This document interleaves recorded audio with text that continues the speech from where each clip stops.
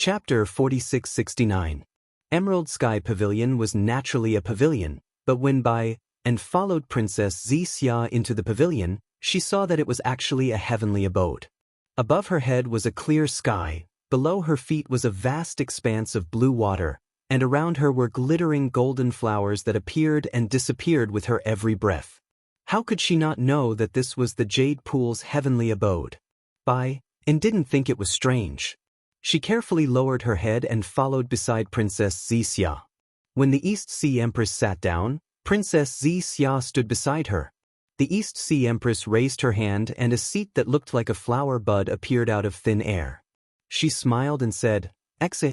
Xianxia, now that you have a title, you can have a place in Emerald Sky Pavilion. Take a seat." Tears appeared in Princess Xianxia's eyes.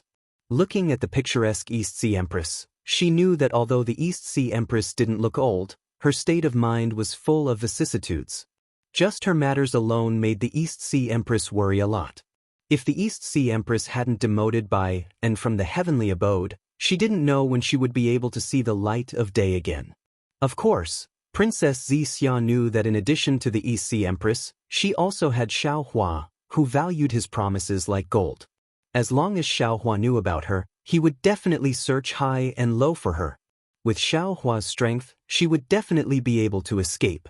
However, facing the mother who gave birth to her, Princess Xianxia felt a rare warmth. She lowered her head and said, "Yes, Empress." As Princess Xianxia sat down, Bai and carefully stood behind her. The East Sea Empress smiled and said, "Xin, now that we are at Emerald Sky Pavilion, there is no need to follow the heavenly abode's etiquette. Just address me as family." "Yes, mother," Princess Xianxia replied with a smile. Boy hasn't called mother that in a long time. Princess Xianxia's words caused the East Sea Queen's eyes to redden. She wiped the corners of her eyes with her sleeve and sighed. "That's right, Xin. These years. It's been hard on you." Hearing Princess Xianxia call the East Sea Empress mother, the East Sea Empress lost her composure again. Bai and the maids beside the East Sea Empress didn't raise their heads and exchange glances. They all gently moved their bodies and left Emerald Sky Pavilion, standing outside the heavenly abode. Princess Xianxia wasn't in a hurry to speak. She waited for Bai and the others to leave before saying, "I've made Imperial Mother worry. Actually, in these 300 years. Come here and sit beside Mother." The East Sea Empress' expression was filled with love as she extended her hand towards Princess Xianxia. Princess Xianxia was shocked. After all, as far as she could remember, she had never been so intimate with the East Sea Empress. However, despite her surprise, Princess Xianxia also understood that although she had not married Xiaohua, Immortal Emperor Go Chen's decree had already been passed down. She could no longer stay in the Immortal Palace. This was no different from marrying Xiaohua. It would not be as easy for the Eastern Sea Empress to see her in the future. The Empress would only be so sad and lose her composure when she was about to lose something, right? Princess Xianxia also felt a sense of loss. She stood up and walked to the side of the East Sea Empress. The East Sea Empress held Princess Xianxia's hand and hugged her. That warmth made Princess Xianxia feel like she had returned to her childhood. "Imperial Mother," Princess Xianxia whispered. Actually, in these 300 years, although the boy had suffered some hardships, the boy had also gained a lot. When the boy met Xiaohua, he had already taught the boy the 5 energies unifying origin technique. The boy used these 300 years to painstakingly cultivate. These 300 years were just the blink of an eye. At this point, Princess Xianxia even said mischievously, "I won't hide it from Imperial Mother." The boy knew that Xiaohua's cultivation was low at that time. The boy even thought that after he cultivated to the literary saint realm, he would break through the seal on his own. "Sigh, this kind of thing. Why didn't you tell Imperial Mother?" The East Sea Empress sighed. A bitter smile appeared on Princess Xianxia's face. The Immortal Emperor's decree had already been passed down. If the boy told Imperial Mother, it would only make things difficult for Imperial Mother. Rather than that, it would be better not to say it. "It's good that you weren't suppressed in the Heaven Punishment Prison Crystal." The East Sea Empress still had some lingering fear as she said, Imperial Mother was afraid that you would be like by N and fall into the heaven punishment prison crystal. There would be no righteous chi, no heaven-earth yuan chi, only darkness and loneliness in your eyes. Perhaps, Princess Xianxia said with some hesitation, this is also one of His Majesty's plans? Sigh, perhaps. Hearing Princess Xianxia mention Immortal Emperor Go Chen and thinking about the innate 5-element flags, the East Sea Empress couldn't help but think too much. She said, no matter what His Majesty's plans were, you still profited from a disaster. Tell Imperial Mother the whole story. Yes, Imperial Mother. Princess Xianxia didn't dare to delay. She recounted everything that happened after she was suppressed in Liao River and how she broke through the seal. She didn't hide anything. The East Sea Queen's expression also changed after hearing this. Although she had some complaints about Immortal Emperor Go Chen, they were husband and wife after all. She had only heard about the innate 4 cardinal formation from others and didn't think much of it before. But now, she understood that if it wasn't for Xiaohua and Princess Xixia's mystic origin water control flag, Immortal Emperor Go Chen might not have been able to return safely from Longevity Town. The East Sea Empress couldn't help but hug Princess Xixia and say, Exen, you are indeed Imperial Mother's lucky star. I wouldn't dare. I'm afraid His Majesty has arranged everything. While Princess Xixia was enjoying her mother's love, she was still brooding over Immortal Emperor Go Chen's suppression. Exen, you don't need to think so much. The East Sea Empress smiled bitterly and said, since you were born in the Immortal Palace and became His Majesty's princess, then you can't not face these things. Moreover, if His Majesty was really ruthless and directly suppressed you in the heaven punishment prison crystal, how could you cultivate the 5 elements origin and refine the mystic origin water control flag? It was only a temporary scheme, a backup plan, a preparation, but He also had the intention to take care of you. Your injuries were also healed during the suppression, weren't they? Yes, Imperial Mother. Princess Xianxia nodded and said with a smile, Boy has known about this since he was young and this boy understands it even more now. Boy thanks Imperial Mother for giving Boy such a good opportunity to accompany Xiaohua. Xiaohua is a good child. Hearing Princess Xianxia mention Xiaohua, a smile appeared on the East Sea Empress' face. She said, not to mention Sun Jian, who has always been arrogant, praising Xiaohua to the point that it's rare in the heavens and earth, even the 3 pure palace master, who he fought before, was full of praise. Not to mention the information that Imperial Mother obtained from other sources. He is already a Daoist Mahayana cultivator, but he still doesn't have a dual cultivation partner. It seems he has deep feelings for you. When did you two meet and fall in love with each other? Princess Xianxia blushed slightly and said in a low voice, Boy doesn't know either. I just experienced life and death with him once, and after that, I couldn't help but like him. At this point, regardless of whether the East Sea Empress knew the details, Princess Xianxia told her everything that had happened in the Mystic Water Palace at the bottom of the river. Actually, the East Sea Empress said with a smile, this is fate. Back then, Imperial Mother didn't like His Majesty. Moreover, His Majesty was much weaker than the heirs of the 4 great clans. However, after seeing you a few times, Imperial Mother couldn't help but like His Majesty.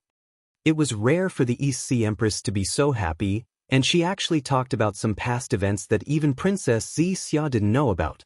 After talking for a while, Princess Xianxia said with a smile, Imperial Mother, I'm afraid Sister Miao Miao has already arrived. It's not good to let her wait outside for too long. Yes, Imperial Mother knows. The East Sea Empress nodded and said, after you participate in this Jade Pool meeting, you will need His Majesty's decree to come to the Immortal Palace again. It's difficult for Imperial Mother to see you, so let her wait outside for a while. Yes, Imperial Mother. Princess Xianxia was born and raised in the Immortal Palace. She had been scheming against Princess Qingqing for so many years. When she heard the East Sea Empress' words, she immediately understood that the East Sea Empress must have some business to attend to other than family matters. Thus, she got out of the East Sea Empress' arms and said respectfully, Boy understands. Seeing her daughter like this, The East Sea Empress was also heartbroken. However, she still hardened her heart and asked, "Exen, Imperial Mother still has a few things to ask you." "Imperial Mother, please speak." Princess Xianxia nodded. "Boy will definitely tell Imperial Mother what he knows." The East Sea Empress pondered for a moment, then looked into Princess Xiaxia's eyes and asked, "The fortune gate." Unfortunately, before she could finish, Princess Xiaxia smiled sweetly and said, "Imperial Mother, forgive this boy for being unfilial. Boy has been engaged to Xiaohua, so boy is Xiaohua's person and no longer belongs to the Immortal Palace. My Confucian cultivator's daughter scripture clearly states that if a woman marries a chicken, she must follow the chicken. If she marries a dog, she must follow the dog. Boy must not speak about the fortune gate." The East Sea Empress had already expected Princess Xiaxia to answer in such a way. She smiled and said, "His Majesty's decree has not been made public yet, so you are not considered." That before the East Sea Empress could finish, Princess Xiaxia interrupted her again and said, "Then Imperial Mother will be disappointed again. Boy has escaped from the Longevity Town and returned to the Fortune Gate with Xiaohua. He has not entered the Fortune Dao Palace. Therefore, I don't know anything about the Fortune Gate's matters." "Alright." The East Sea Empress's face was expressionless. She nodded slightly and said, "In that case, Imperial Mother will not force you. However, can Imperial Mother ask about some matters outside the Fortune Gate?" Princess Xiaxia smiled bitterly and said, "Imperial Mother, boy has only been in the soaring Dragon Mountain range for 3 to 5 days. Even if he wants to find some secrets to report to Imperial Mother, I'm afraid he doesn't have the time. Imperial Mother knows that I'm making things difficult for you." Helplessness appeared on the East Sea Empress's face. She shook her head and said, "But Imperial Mother still wants to ask you." "Imperial Mother, please speak." Princess Xian naturally understood the meaning of the East Sea Empress's words and nodded. "Master Xingyue." The East Sea Empress's eyes narrowed slightly as she looked at Fairy Xixia. She asked word by word, "Have you heard Xiaohua mention her whereabouts?" "Master Xingyue?" Princess Xixia was stunned. She looked at the East Sea Empress with confusion and asked, "Why did your Majesty suddenly ask this?" The East Sea Empress thought for a moment and replied, "You can ask Xiaohua about this secret. He naturally knows. Imperial Mother does not have your Majesty's permission, so it is not easy for me to explain. You only need to answer Imperial Mother's question." Princess Xixia thought for a moment and replied, "When we were at the Fortune Gate, Xiaohua did not mention Master Xingyue's whereabouts to boy. So it's like that." The East Sea Empress shifted her gaze away from Princess Xixia's face. It was unknown if she had noticed the little Xiaohua in Princess Xixia's words, but she felt as if a heavy burden had been lifted from her shoulders. She nodded and said, "If that's the case, Imperial Mother will know. You've done well.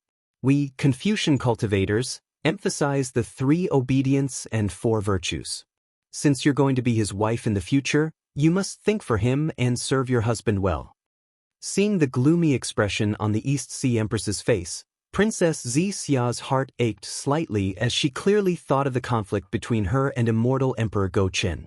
She forced a smile and said, "Imperial Mother, please rest assured. Xiaohua is a man with deep feelings. If there's something, he will find the right time to tell boy. Moreover, boy is not the kind of person who is jealous. If both sides understand each other, then everything can be discussed." Princess Xixia's words had the intention of persuading the East Sea Empress. However, when she saw the East Sea Empress's ugly expression, her voice became softer and softer. In the end, Princess Xixia rolled her eyes and said with a smile, "However, Imperial Mother, although boy cannot tell Imperial Mother the whereabouts of Master Xingyue, boy can tell you who is currently in charge of Star Plucking Tower." "Oh, who is it?" The East Sea Empress was stunned. The gloominess on her face disappeared as she asked Princess Xixia curiously. "Far away on the horizon but right in front of you." Princess Xixia mischievously blinked her eyes again. "I see." The East Sea Empress's eyes lit up. She immediately understood where Su Ji and Fairy Xingyue had gone, and a smile appeared on her face. The East Sea Empress's expression changed slightly. Princess Xianxia immediately understood. She asked in surprise, "Imperial Mother, could it be that Master Xingyue has an extremely powerful background? The great array of the 9 states that has already been broken needs her to set it up again?" Previously, Princess Xianxia did not understand why Immortal Emperor Gochen had passed the method of setting up the great array of the 9 states to Xiaohua through her. After all, she knew that with Xiaohua's ability, even a Mahayana realm Daoist would not be able to set up the great array of the 9 states perfectly. However, after listening to the East Sea Empress's words, she could not help but have an idea. Sigh. Princess Xianxia naturally did not mean to ask, but the East Sea Empress sighed again. This is His Majesty's idea, not Imperial Mother's plan. Now that Xingyue is helpless, His Majesty's plan is probably like drawing water with a sieve. Let's see how he deals with this. Hee. Princess Xianxia covered her mouth and giggled. Darling Xiao is the most stingy. I'm afraid it's not easy to take out something that is already in his hands. The East Sea Empress did not know whether to laugh or cry when she thought of Xiaohua's stinginess. She said softly, "His Majesty probably has the same idea. That's why he simply let you teach him the method of setting up the 9 states." Imperial Mother, Princess Xianxia did not ask much about the 9 states' great formation. Instead, she smiled and said, "After Darling Xiao returned to the soaring Dragon Mountain range from the Star Moon Palace, he handed the Star Plucking Tower to Bai. Boy followed Darling Xiao back to the Fortune Gate. Naturally, the Star Plucking Tower is in the hands of Boy. That's right, Imperial Mother, Bai, and brought back a lot of good things from the Star Plucking Tower. Boy, you haven't seen Imperial Mother for a long time. Take these to show filial piety to Imperial Mother." As she spoke, Princess Xianxia took out a lot of rare items from her cosmos sack and presented them to the East Sea Empress. The East Sea Empress was a descendant of the Immortal Palace. What kind of rare items had she not seen before? However, what she saw was Princess Xianxia's filial piety. She accompanied Princess Xianxia to pick up and appraise the rare items one by one. After almost an hour, she smiled and said, "Excellent, Imperial Mother knows of your filial piety. This star moon is very important to Xiaohua. You must take good care of the Star Plucking Tower. With the Star Plucking Tower, in the future, even if Xiaohua has wives and concubines, he must put you first. Not only does he love you, but he must also respect you in his heart." "Yes, Imperial Mother. Boy understands." Princess Xianxia carefully agreed again. Then, intentionally or unintentionally, she looked outside the Azure Sky Pavilion. "Ai, you are such a kind-hearted child." The East Sea Empress smiled and said, "Imperial Mother only wants to talk to you for a while. You are thinking about other people's feelings." "Imperial Mother, Boy only does what he should do. What other people think, Boy doesn't care." Princess Xianxia also smiled and replied, "Meow meow." The East Sea Empress said to the outside of the Azure Sky Pavilion, "Come in." Princess Meow Meow entered the Azure Sky Pavilion. The other maids waited outside and did not dare to come in. The moment Princess Meow Meow entered the Azure Sky Pavilion, she respectfully knelt down and greeted, "Greetings, Imperial Mother." Princess Xianxia lowered her head and did not speak. However, she sighed in her heart. Princess Meow Meow was the least favored among the 9 princesses. However, she was also the most detached one. Princess Meow Meow was nervous when she saw Immortal Emperor Gauchen and the East Sea Empress. She did not know how to speak. Many of her answers were not in line with the Immortal Emperor and the Empress.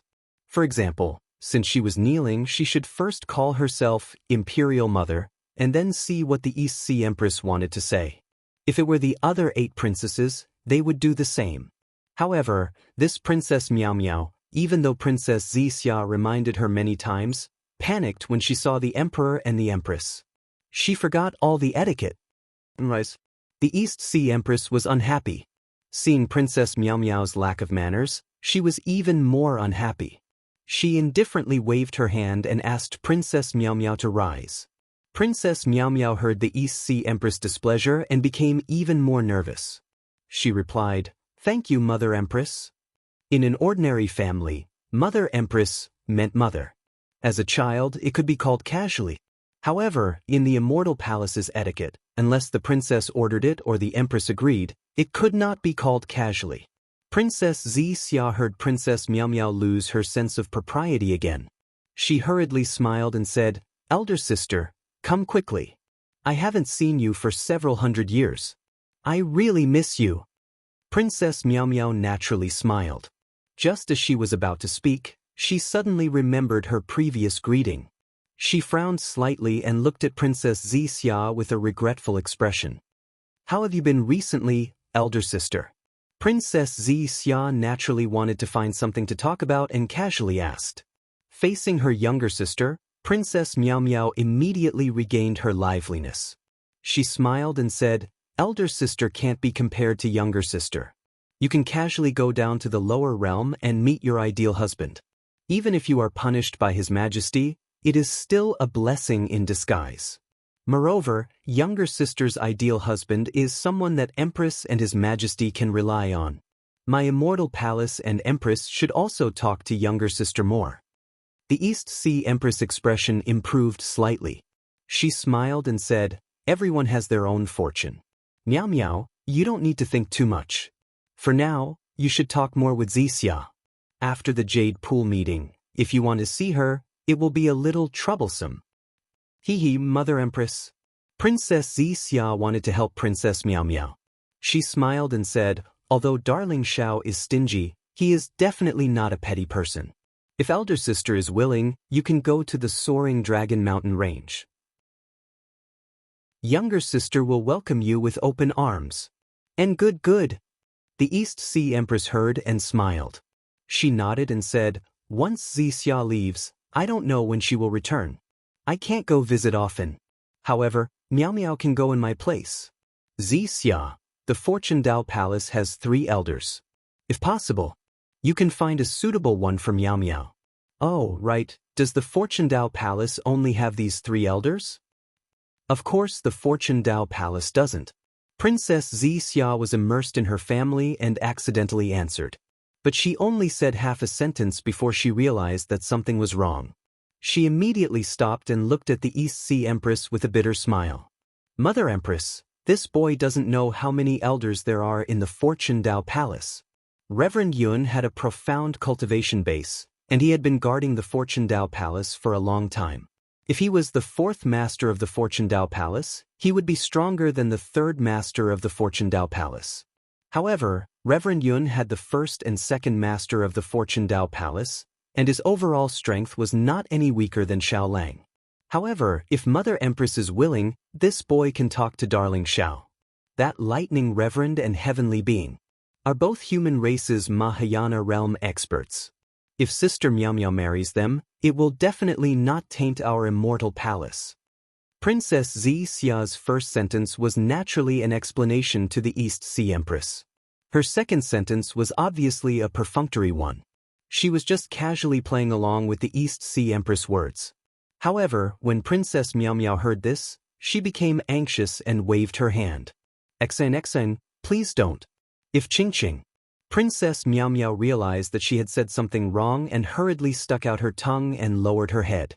However, Princess Miao Miao's unintentional words attracted the East Sea Empress and Princess Xianxia's attention.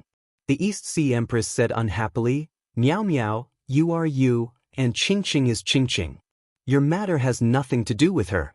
If you marry the Fortune Dao Palace's 2nd elder or 3rd elder, it will be beneficial to the Immortal Palace." The East Sea Empress's words were a little blatant, but Princess Xianxia and Princess Miao Miao felt that it was only natural. After all, in the eyes of the Immortal Palace and the 100 families, the meaning of marriage was more towards the family's interests. The so-called feelings were just collateral. Princess Xianxia was also very happy that she was able to meet such a good husband like Xiaohua. However, Princess Xianxia knew Princess Miao Miao far better than the East Sea Empress. She knew that although Princess Miao Miao was afraid of the East Sea Empress and the Immortal Emperor, she was not afraid of Ching and the other princesses. She frowned and asked curiously, "Sister, what do you mean? Could it be that Xianxia? This. Princess Miao Miao's face was a little red, and she even said uneasily, "You have to ask Xianxia about this." "I don't know." It would have been better if Princess Miao Miao did not say anything. The moment she said this, even the East Sea Empress understood a little. She also frowned and looked at Princess Miao Miao. It would have been better if the East Sea Empress did not look, but when she did, Princess Miao Miao became even more flustered. She hurriedly waved her hand and said, "Mother, about Princess Xianxia and the lightning reverend." Princess Miao Miao was completely dumbfounded. She did not dare to say another word. She nervously knelt on the ground and kowtowed, "Empress, boy really doesn't know, really doesn't know." Mother. Seeing that Princess Miao Miao's face was pale with fright, Princess Xianxia hurriedly smiled and said, "Don't ask, let the boy talk to sister." The East Sea Empress looked at Princess Miao Miao with some pity, but did not say anything. Her gaze was filled with a complicated expression. It was hard to tell if it was disgust or love. "Sister." Princess Xianxia walked in front of Princess Miao Miao and reached out to hold her ice-cold hand. She smiled and said, "Don't be too nervous. Didn't you say a lot when I accompanied you to drink at Jade Brightness Palace? You and I are sisters. If I can get it, you can too. You are not inferior to anyone." Xianxia. Princess Miao Miao's heart calmed down slightly. Although her voice was still trembling, she was no longer nervous. She forced a smile and replied, "You are wrong. Everyone is different from others. This was already confirmed when this person was born. Temperament, character, temper, and so on are not easy to change. Although you and I are both princesses of the Immortal Palace, temperament determines everything. I won't talk about others, but I will talk about you. Forbearance, magnanimity, modesty, but not avoidance. These are all things that allow you to handle things with ease. Sister knows her own limits. Being an idle princess and being able to share some of His Majesty's and Empress's worries is enough. I can't do anything." Princess Miao Miao had already said these words to Princess Xianxia. Princess Xianxia only brought it up again to ease the atmosphere. Thus, Princess Xianxia smiled and said, "Sister's words are also very good. Just be yourself and live your life well. Actually, you don't have to force yourself." "Thank you, Xianxia."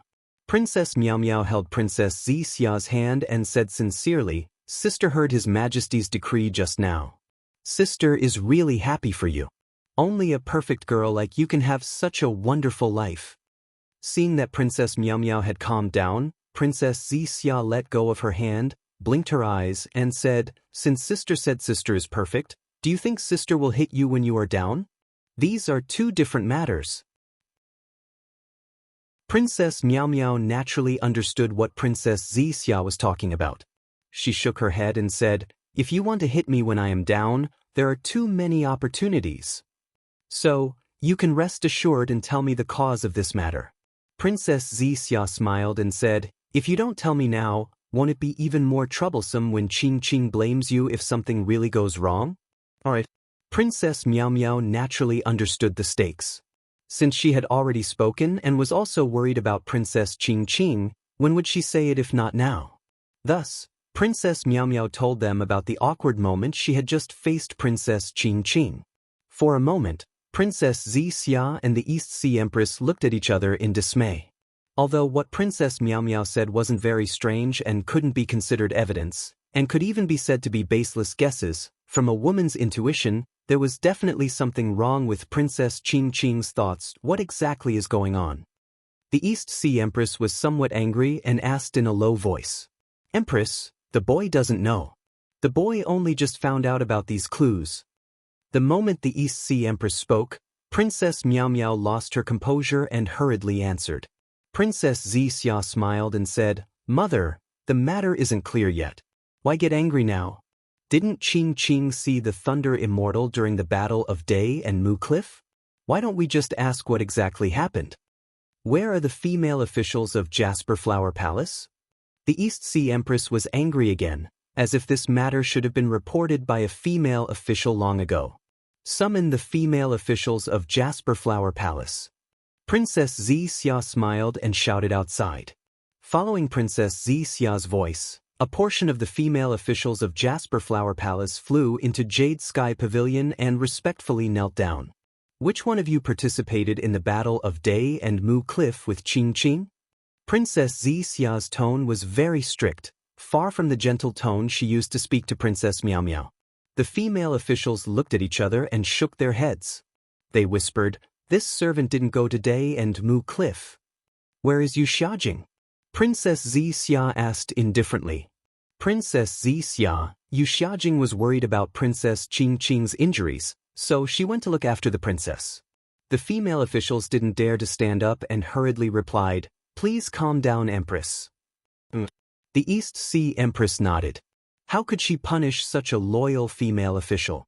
Go and summon Yu Xiajing. Princess Xia's face was expressionless as she continued to give the order. Moments later, Yu Xiajing was ordered to arrive at Jade Sky Pavilion. As soon as she flew in, she immediately felt that something was wrong. After all, the female officials of Jasper Flower Palace were still kneeling on the ground, and the East Sea Empress looked displeased.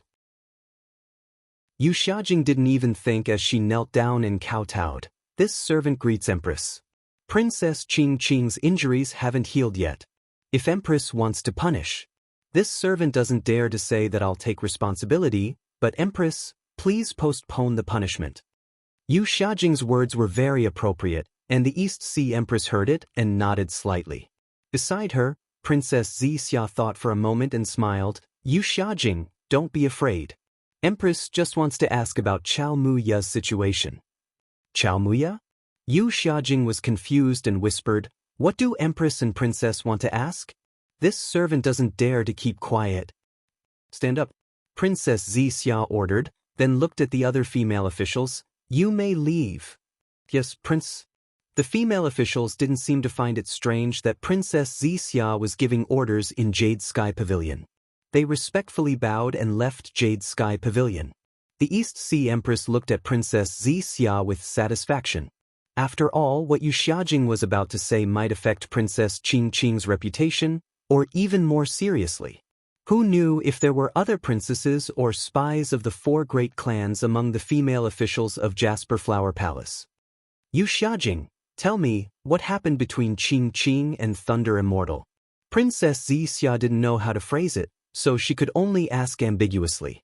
Who would have thought that once Princess Xia said that, Yu Xiajing's face turned cold.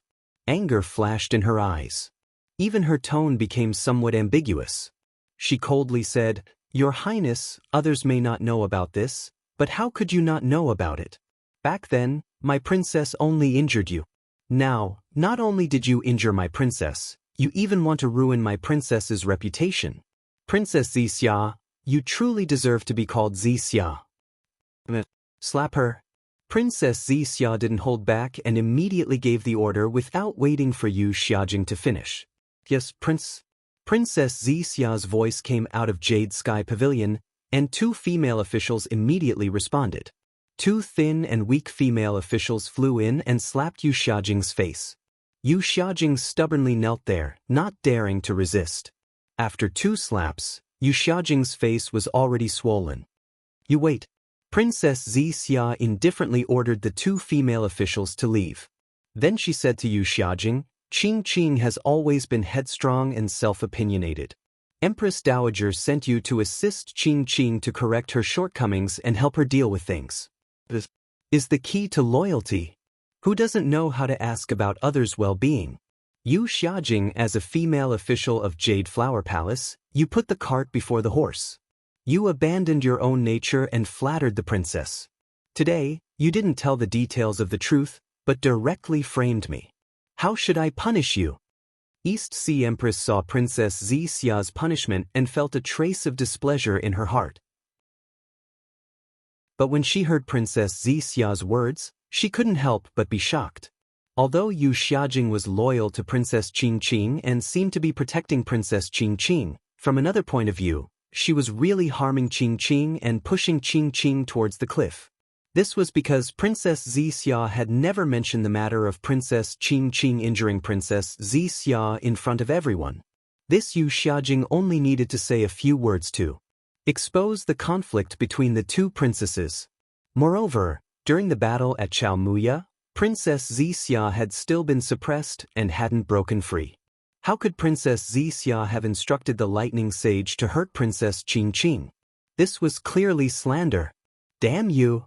East Sea Empress said angrily, I only called you here to ask you some questions, but you didn't answer truthfully and actually slandered Princess Xianxia. What are your intentions? Yu Xiajing didn't think much of it because she understood Princess Qingqing's thoughts the best. Moreover, she had subconsciously made Princess Xianxia look bad. When Princess Xianxia asked about the lightning sage, Yu Xiajing's first reaction was, Princess Xianxia had set a trap for Princess Qingqing. Thus, she immediately defended Princess Qingqing and wanted to expose Princess Xianxia's ugly face and so-called plans. However, Princess Xianxia's words immediately made her panic. After all, it was Princess Qingqing who had done this first. Even if Princess Xianxia had instigated the lightning sage to take revenge, it was only natural. Furthermore, Princess Xianxia hadn't broken free at that time. Moreover, Princess Xianxia didn't mention Princess Qingqing at all. Instead, she slapped her. This was a secret warning to her. It didn't matter if she was punished, but what about Princess Qingqing? How could the current Princess Qingqing be a match for Princess Xianxia, who was at the peak of her power? Empress, how much is this servant's fault? This servant shouldn't have spoken nonsense. Please punish me, Empress. Yu Xiajing didn't hesitate to kowtow and beg. Seeing that Yu Xiajing didn't dare to circulate her energy and that her forehead was bleeding, Princess Xianxia didn't say anything. An immortal palace. Although it was superior to a mortal palace, it was still a palace. Princess Xianxia was used to fighting in the open and in the dark. She naturally wasn't like Xiaohua. The East Sea Empress naturally wouldn't expect Princess Xianxia to plead on Yuxia's behalf. Seeing the bloodstains, she coldly snorted and said, This Empress just said that I hope you all can follow Bai An's example and assist your own princess. In the future, this Empress will also have more decrees to issue. You actually dared to disobey my words. You truly disappoint me. Yes, it's all this servant's fault. Please punish me, Empress. Yu Xiajing didn't dare to argue and only asked for punishment. East Sea Empress coldly snorted again and didn't say anything else. Yu Xiajing understood. She lamented in her heart and turned to Princess Xianxia. She kowtowed and said, Your Highness, this servant spoke nonsense just now. Please punish me. This matter has nothing to do with my princess. Yu Xiajing, because you tried to sow discord, I will punish you severely.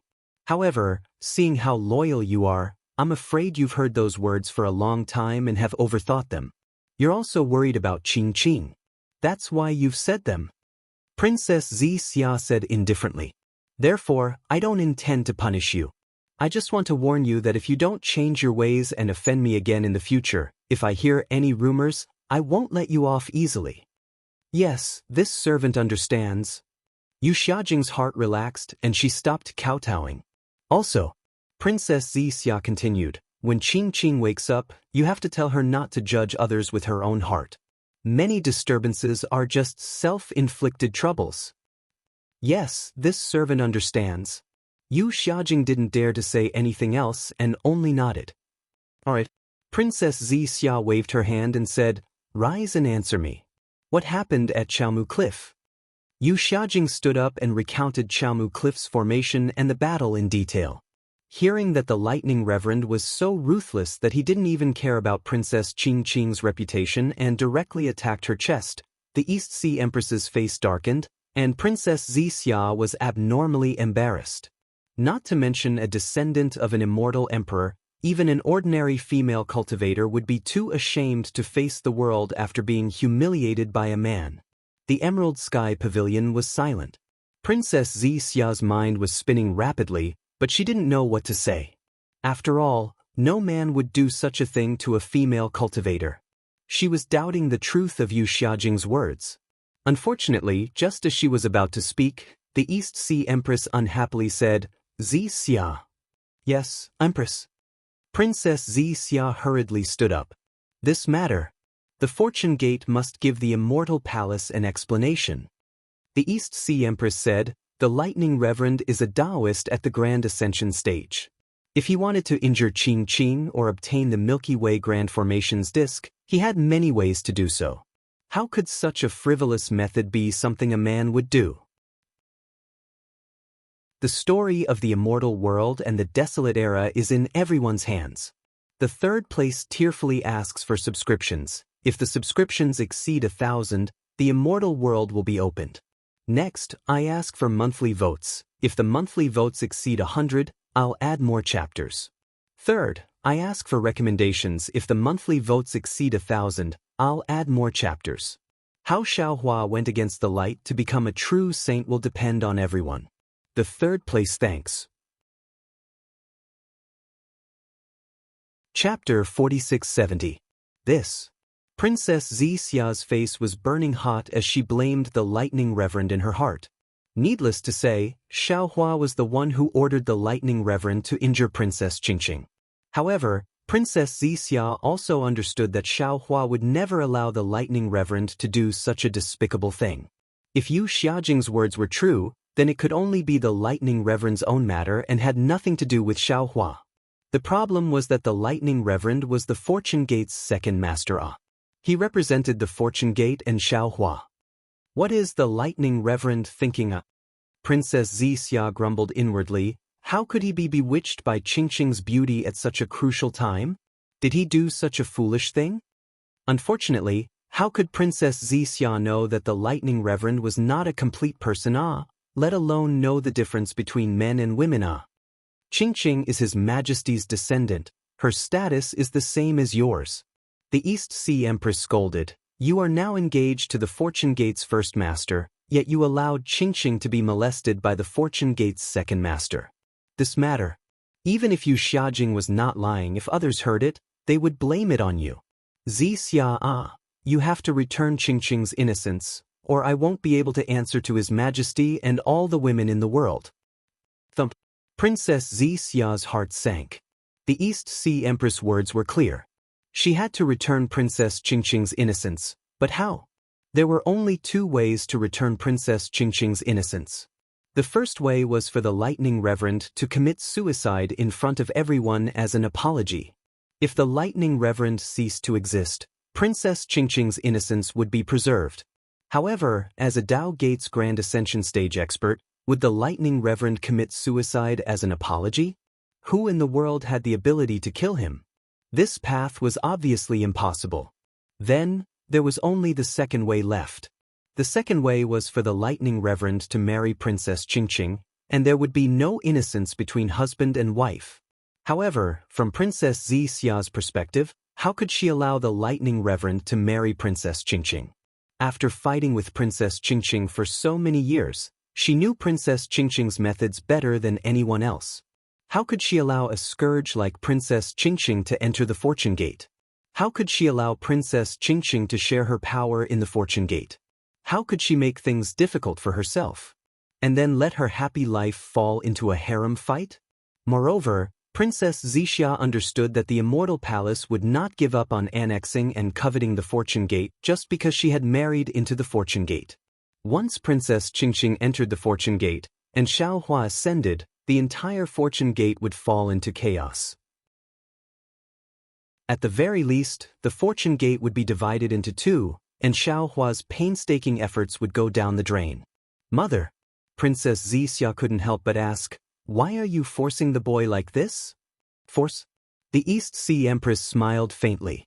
She naturally understood Princess Xixia's thoughts and replied, in Mother's eyes, you are Mother's princess, and Qingqing is also Mother's princess. Mother is happy that you have found a husband you like, and Qingqing is also happy that Qingqing has found a husband she likes. Hearing this, Princess Xiixia immediately thought of how Princess Qingqing and Princess Miao Miao were trying to cover things up. She even thought of Princess Qingqing's shame and anger when she heard that she had been bestowed the title of Princess Xiixia. That kind of shame and anger was not because she had been bestowed the title of Princess Xiixia, but because she had found her husband first. Moreover, Princess Qingqing also understood that she would definitely stop her and the Lightning Reverend from getting together. That little bit of affection in her heart would definitely come to an end. XNXN, you have your own happiness, and Qingqing also has her own happiness. You can't stop Qingqing's happiness because of your own happiness. The East Sea Empress said with a smile. Moreover, you have no right to stop Qingqing from finding her own happiness. The East Sea Empress's words were very dignified, but in Princess Xia's ears, they were ear-piercing. As a mother, it was absolutely natural for her to make such plans for her daughter. However, if an empress were to make such plans for her own princess, then there were too many implications. When familial love met power, familial love could only turn into snow under the sun, especially the princess of the Immortal Palace. In an instant, Princess Xia made a decision. Even if Princess Qingqing really fell in love with the Lightning Reverend, she would absolutely not let this marriage be consummated.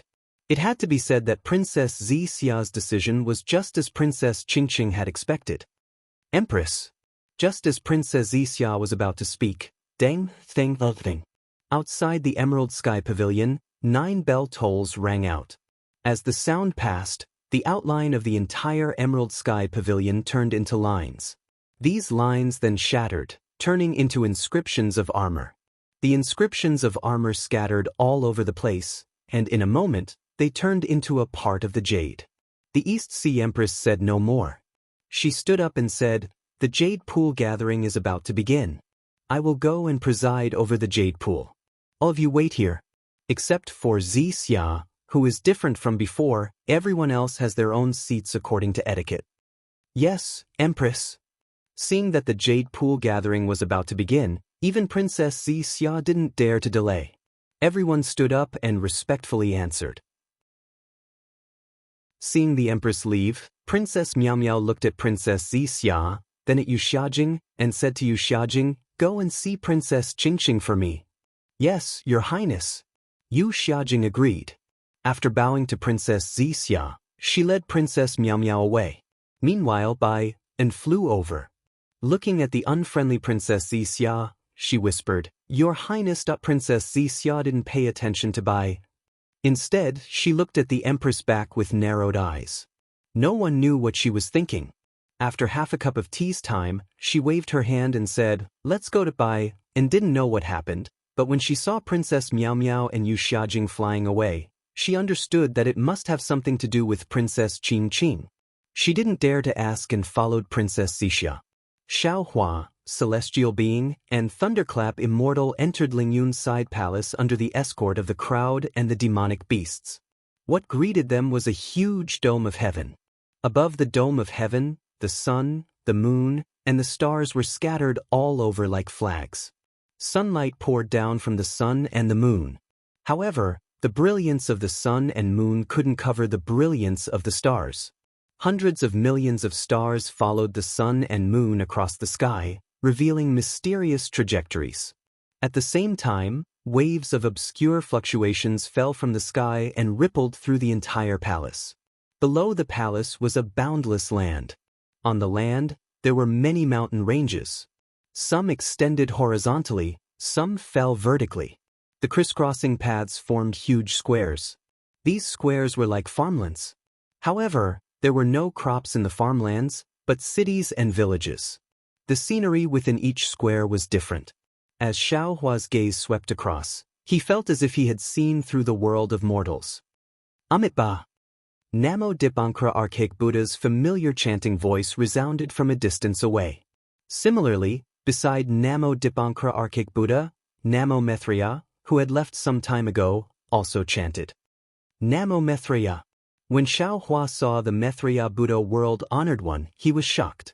Indeed, he had always thought that the Maitreya Buddha world-honored one was still on Shenhua continent and had not come out. Even when the Maitreya Buddha world-honored one had said that he would leave quietly, he did not care at all. Who knew that? The Maitreya Buddha world-honored one's cultivation was actually so powerful. Amitabha. Xiaohua didn't dare to be negligent. He put his palms together and said, "Disciple greets the two revered worlds." "You don't have to be so courteous, Lord Guanyin." The Dipankara archaic Buddha was very satisfied. He raised his hand and helped Xiao Hua up. Although you're my Buddhism's Namo Great Compassionate Guanyin Bodhisattva, you're still not my Thunder Sound Temple's Arhat. You don't have to greet me as a disciple. I wouldn't dare. Xiao Hua said respectfully, since disciple has attained the Buddha fruit, I should understand the meaning of this Buddha fruit. I should face the world's past and future. Otherwise, what's the meaning of this Buddha fruit? Amitba, Amitba. The Dipankara archaic Buddha chanted and stepped aside. Namo Maitreya. Namo Maitreya stepped forward and said, previously, when I called you Xiao Danyue and went through life and death with you, I felt that you had wisdom and could become my Buddhism's disciple. However, I didn't expect Danyue to attain the Buddha fruit of my Buddhism. Congratulations. Now that you've said so, disciple feels even more ashamed. Xiao Hua smiled and said, if it weren't for your advice, disciple wouldn't have known the true essence of Buddhism. You're wrong, revered world. Namo Maitreya said seriously, Buddha is in everyone's heart. As long as you're merciful and treat the world well, you'll be able to see your own Buddha. What I can do is only to tell you how to see Buddha. As for whether you can attain the Buddha fruit, that's up to you. Namo Maitreya. Xiao Hua smiled and said, disciple understands. It's good that you've understood. Amitba, Amitba. Namo Maitreya stood by the side and said a few words to Xiao Hua in his heart. Then Xiao Hua, Namo Wisdom Manjushri Bodhisattva behind the Dipankara archaic Buddha world exalted and Namo Maitreya Bodhisattva Samantabhadra behind the Namo Maitreya Bodhisattva. After greeting each other, they looked toward the main seat of the hall. At this moment, a loud rumbling sound resounded from the hall. For mountain peaks shot out from the ground. Following the appearance of the mountain peaks, the ground began to change. Cities and villages were constantly changing, and the men and women within were also being destroyed. Even in the sky, at the top of the 4 mountain peaks, 4 layers of clouds that resembled foothills appeared. These clouds changed along with the mountain peaks' protrusion. After the rumbling sound disappeared, the mountain peaks stopped moving. They landed right under the feet of the demon race, dragon race, Buddhist sect, and Confucian cultivators. As the golden-winged great rock and the mystic armored pentaceratops landed, another layer of demonic clouds rushed out from the peak of the mountain and landed at the foot of the mountain. In an instant, the entire mountain peak transformed into a monstrous demon race. This demon race had 8 arms and 8 legs. Their 8 legs stood firmly on the ground like boulders. The 8 arms were raised respectfully, lifting the 2 great sages of the Great Sage Hall into the air. Looking at the Dragon Island's second elder Aoe and the Dragon King Ao Qian of the Eastern Sea Dragon Palace, they landed on the mountain peak. Whoosh! The same layer of dragon chi descended from the peak of the mountain and instantly covered the entire mountain peak. The mountain peak transformed into a huge black tortoise, supporting the 2 dragons. Clang, clang, clang. A series of knocking sounds resounded from another mountain peak. At the place where the Maitreya Buddha World Lord and the Dipankara archaic Buddha World Lord landed, a faint Buddhist light descended, transforming the entire mountain peak into a lotus platform. On top of the 3 transmogrified mountain peaks, thick chains of inscriptions descended like flood dragons, letting out rumbling sounds. When the Grand Chi was retracted, an indomitable scroll appeared beneath Immortal Emperor Go Qin and Dongfang Qionghao's feet, supporting them there. The 4 mountain peaks transformed separately. Only Xiao Hua, the Thunderbolt Immortal, and the heavenly being stood there quietly. There was no mountain peak beneath their feet. Xiao Hua didn't show any abnormalities. He only looked at Immortal Emperor Go Qin with a smile on his face. I don't know how many years it has been since a Daoist cultivator entered Lingyun Side Hall. Immortal Emperor Go Qin said with a smile, I didn't expect to see a mortal enemy of Confucian cultivators in my Lingyun Side Hall. Now that I'm facing Master Xiao, I can't help but feel a sense of absurdity in my heart. To be honest, Master Xiao, if it were someone else, I wouldn't hesitate to use the power of thunder to kill you right now. I believe, even if Master Xiao has reached the Exalt realm, you still can't face the combined forces of the Confucian cultivators, the dragon race, the demon race, and the Buddhist sect, right? Xiaohua raised his eyebrows slightly. He didn't show any signs of panic on his face. He only smiled faintly and said, "I admit that what your majesty said is the truth.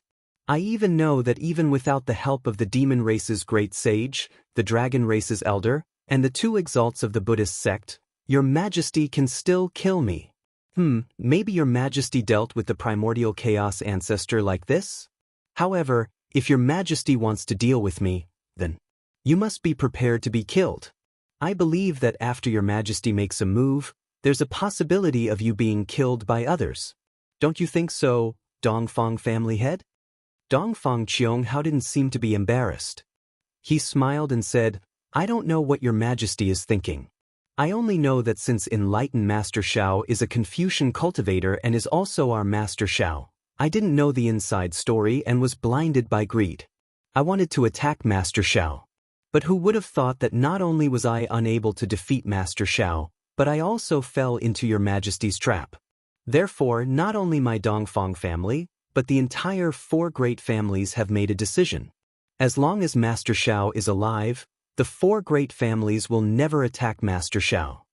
"What about after I ascend?" Xiaohua asked with a faint smile. "Who knows what will happen in the future?" Dongfang Qianghao shrugged and looked at Immortal Emperor Go-Qin. He also replied with a faint smile, "When the militarists entered the Immortal Palace, they probably didn't expect today's situation, right?" Cough cough. Immortal Emperor Go-Qin coughed twice and smiled. "This is the secret of our Confucian cultivators. How can we use it as a joke?" "Hi, your majesty, you're considered the leader of the militarists. How can you not even know how to use words? How can you use the word joke here?" Dongfang Qianghao laughed and refuted Immortal Emperor Go-Qin. "The human race has always been like this." The profound armored pentahorned dragon calmly interrupted. "They can't stand others being stronger than them. Whenever there's an opportunity, they'll use it to suppress others. I think the 4 great families can't stand the militarists occupying the Immortal Palace.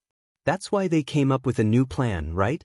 Hearing the profound armored pentahorn dragon's words, Xiaohua looked at Immortal Emperor Go-Qin and Dongfang Qianghao, who seemed to be united on the outside but were actually at odds with each other. He then looked at the Dipankara archaic Buddha and the Maitreya Buddha on the Buddha lotus. Finally, Xiaohua's gaze landed on Aoe and the Dragon King of the East Sea, who were both suspicious and fearful of each other. He lamented in his heart, "Hee, this era is the best era for Taoism to rise. I'm lucky to be in this era and be able to stand at the peak of supremacy with my Taoism cultivation. This era is also the worst era. Disasters are happening everywhere. Now the apocalypse is coming. If we don't deal with it carefully, I'm afraid we won't be able to survive this." "Dragon Sage, you're wrong." The Dragon King of the East Sea, Ao Qian, smiled. "It's not just the human race. Some of the demon race and dragon race do the same." That's right. The profound armored pentahorned dragon mocked. "I heard that some of the dragon race have even been conferred titles by the Immortal Palace. No wonder the Dragon Palace of the 4 Seas is causing so much trouble. The Dragon Palace of the 4 Seas is much less troublesome than the Great Sage Palace." Ao Qian retorted without holding back. "No matter what, the dragon race of the Dragon Palace of the 4 Seas is still subordinate to the Dragon Palace of the Dragon Island." Roar. The profound armored pentahorn dragon's roar shook the heavens. The space around the mountain where the demon race was located suddenly collapsed and spread rapidly in all directions. Of course, this spatial collapse only reached the edge of the mountain where the demon race was located. It was blocked by a layer of invisible restrictions. Pieces of inscriptions fell from the restrictions like scraps of paper. Amitabha Buddha. Excellent. The Dipankara archaic Buddha's world lord chanted, "Dear Transcendence, the reason why we've gathered here today is to discuss how to deal with the omen of world destruction. Why have you started a conflict before we've even spoken?" The Dipankara archaic Buddha is right. The Go-Qin Immortal Emperor laughed. "Today, the 3 great continents' supreme cultivators are gathered here at the Lingyun Side Hall. How can we speak without thinking? This happened because of me. I should apologize to Master Xiao. Come, announce my decree. Then, the great general of the Sun Palace, Sun Jian, appeared in the middle of the hall. He held a decree in his hand and started reciting, Ancestors, Fortune Gates Xiao Hua. This decree was exactly the same as the one the East Sea Empress gave to Princess Xianxia. After everyone heard it, different expressions appeared on their faces. However, these expressions only lasted for a moment, and no one could see them clearly. Hearing this, Xiao Hua was a bit dumbfounded. This decree came too suddenly, exceeding Xiao Hua's expectations. Naturally, he was overjoyed. However, many thoughts flashed through his mind, such as Shui Shui, Fairy Jing, Fairy Hong Xia, Jiu Xia, and even Huang Mingxiang. After a while, he smiled bitterly. Damn it. The Dawn Rain continent has a red cloud, and the hidden Immortal continent has a purple cloud. Does that mean there's a green cloud in the Immortal world? Another rosy cloud in the Divine world? I've refined the 7 colors bone. I'm going to fight against Rosy Cloud for the rest of my life. Ha! Congratulations, Dragon Master Xiao, congratulations. The golden-winged great rock laughed. I thought the Jade Pool gathering today was a Hongmen banquet. Who would have thought it would be a wedding? I'll have to toast Master Xiao a few more times. The golden-winged great rock congratulated from the bottom of his heart. However, the others' congratulations were different. While they were congratulating him, they were also secretly cursing the Go-Qin Immortal Emperor for his sinister methods. Just a moment ago, he said he wanted to kill Xiao Hua, but in a moment, he married his 9th princess to Xiao Hua and pulled Xiao Hua into the Immortal Palace. Xiao Hua rubbed his nose as he looked at everyone's congratulations, and he laughed bitterly. Thank you, fellow Daoists. However, I haven't even been able to sit on a seat after arriving at the soaring cloud pavilion. Looks like His Majesty hasn't been at ease with me. Moreover, I'm afraid everyone knows what the 9 provinces Great Formation is. However, who knows when I'll have the strength to set it up? I'm afraid His Majesty has painted a big picture for me. Master Xiao Lei, could it be that you're not satisfied with my arrangement? The Go-Qin Immortal Emperor pretended to be angry. If it doesn't work, I'll take back this decree. Sigh. Xiao Hua said helplessly. His Majesty has placed a new happiness in front of me. How can I not accept it? At this moment, Xiao Hua also understood why the Go-Qin Immortal Emperor didn't release the Daoist Gates Mountain first. Instead, he waited for Xiao Hua to accept the decree. Sure enough, following Xiao Hua's agreement, a green mountain appeared beneath Xiao Hua and the others. Whoosh! Just as Xiao Hua, the Thunderbolt Immortal, and the heavenly being stepped onto the mountain, several bolts of lightning descended from the top of the mountain. In an instant, the entire mountain transformed into a massive lightning bolt, lifting the 3 Grand Ascension Stage Daoist Gates Grand Ascension Stage cultivators into the air. At this moment, the 5 mountain peaks were arranged in the shape of 5 stars under the dome of the sky. The fluctuations within the Lingyun side hall gradually calmed down, and the 5 stars gradually reached a balance. Seeing Xiao Hua, the Thunderbolt Immortal, and the heavenly being sitting on top of the lightning bolts, the Go-Qin Immortal Emperor looked around and exchanged a glance with the Dipankara Immortal Buddha and Aoe. He then looked at Xiao Hua and said with a smile, Master Xiao Lei, to be honest, the 9 provinces Great Formation is the immortal defense formation of our heavenly court. It's not something that can be set up by ordinary cultivators. In fact, it wouldn't be easy for 9 supremes of the same cultivation to set it up. However, Master Xiao Lei might not be able to set it up, but Master Xiao Lei can ask your Daoist Gate seniors to help set it up. My decree didn't say that you can't ask for help. Sure enough, Xianxia was right. Xiao Hua thought to himself, although not every supreme being cultivator knows about the existence of Su Ji and Fairy Xingyu, Immortal Emperor Go-Qin, the elders of Dragon Island, and the 2 Buddhist lords of the Buddhist sect must know. When they first joined forces to deal with the Grand Mist Ancestor, they might not have been able to kill him. They were only afraid of angering Su Ji, which was why they suppressed the Grand Mist Ancestor. Now, I've appeared out of nowhere and surpassed the Grand Mist Ancestor in one fell swoop. They also see me as Su Ji's disciple. In particular, I have a close relationship with Su Ji and Fairy Xingyu in the Star Moon Palace. The disciples of the 4 great families know about it. Even if the 4 patriarchs didn't know about it before, they know about it now. Therefore, they don't dare to force me too much. Since Immortal Emperor Go-Chen didn't point it out, Xiaohua simply pretended to be confused. He asked curiously, "Your Majesty, what do you mean? Which Daoist gate seniors can I ask for help?" Immortal Emperor Go-Chen raised his eyebrows and his eyes lit up. He smiled and said, "Master Xiaolei, could it be?" "Your Majesty, I don't know what you're talking about." Xiaohua refused to admit it. Immortal Emperor Go-Chen replied, "Master Xiaolei, do you think that every Confucian family is as stupid as the Changsun family and Yuanshi? Provoking Zhai Xinglu for no reason? This is the information I obtained about the Star Moon Palace. Take a look and you'll understand."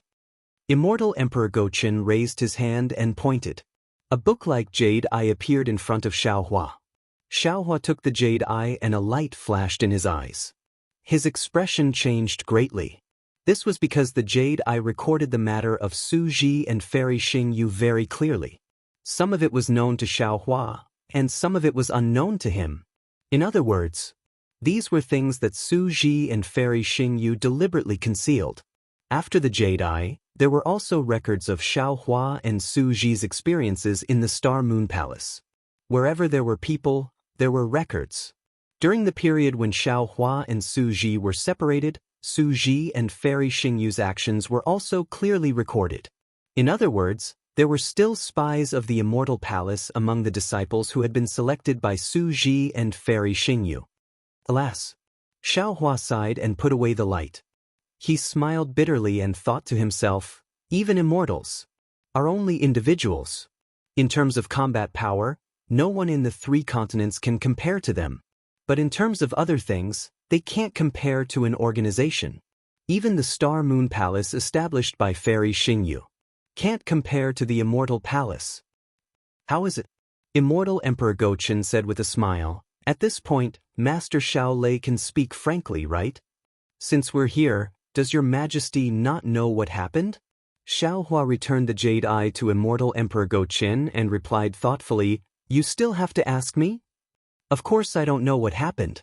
Immortal Emperor Go-Chen said word by word, "Otherwise, I wouldn't ask you." After the disappearance of the Star Moon Palace, these 2 seniors had never appeared again. "Tell me, how can I be at ease?" So your Majesty doesn't know what happened." Xiaohua said with a smile, "I thought your Majesty was investigating the world with the supreme heavenly mirror." "Master Xiaolei," Immortal Emperor Go-Chen said with some displeasure, "at this point, I've already given you all the glory that I can give you. Can't I wait for you to tell me the truth?" Xiaohua shrugged and replied, "Your Majesty, didn't I say it before? I don't know when I'll have the strength to set up this big array. Naturally, it's impossible for me to ask the seniors of the Dao sect to help me." "Are you sure?" Immortal Emperor Go-Chen asked worriedly. Xiaohua frowned and thought for a moment, thinking about the pros and cons of telling the truth. In fact, the existence of the immortals might be the reason why the Confucian cultivators didn't dare to kill the Dao sect's cultivators too openly, or it might be the reason why the immortals, Buddhas, and demons suppressed the Grand Mist ancestor, or it might be the reason why they were patient with him. But in the end, these were all possibilities. The immortals were only a temporary deterrent.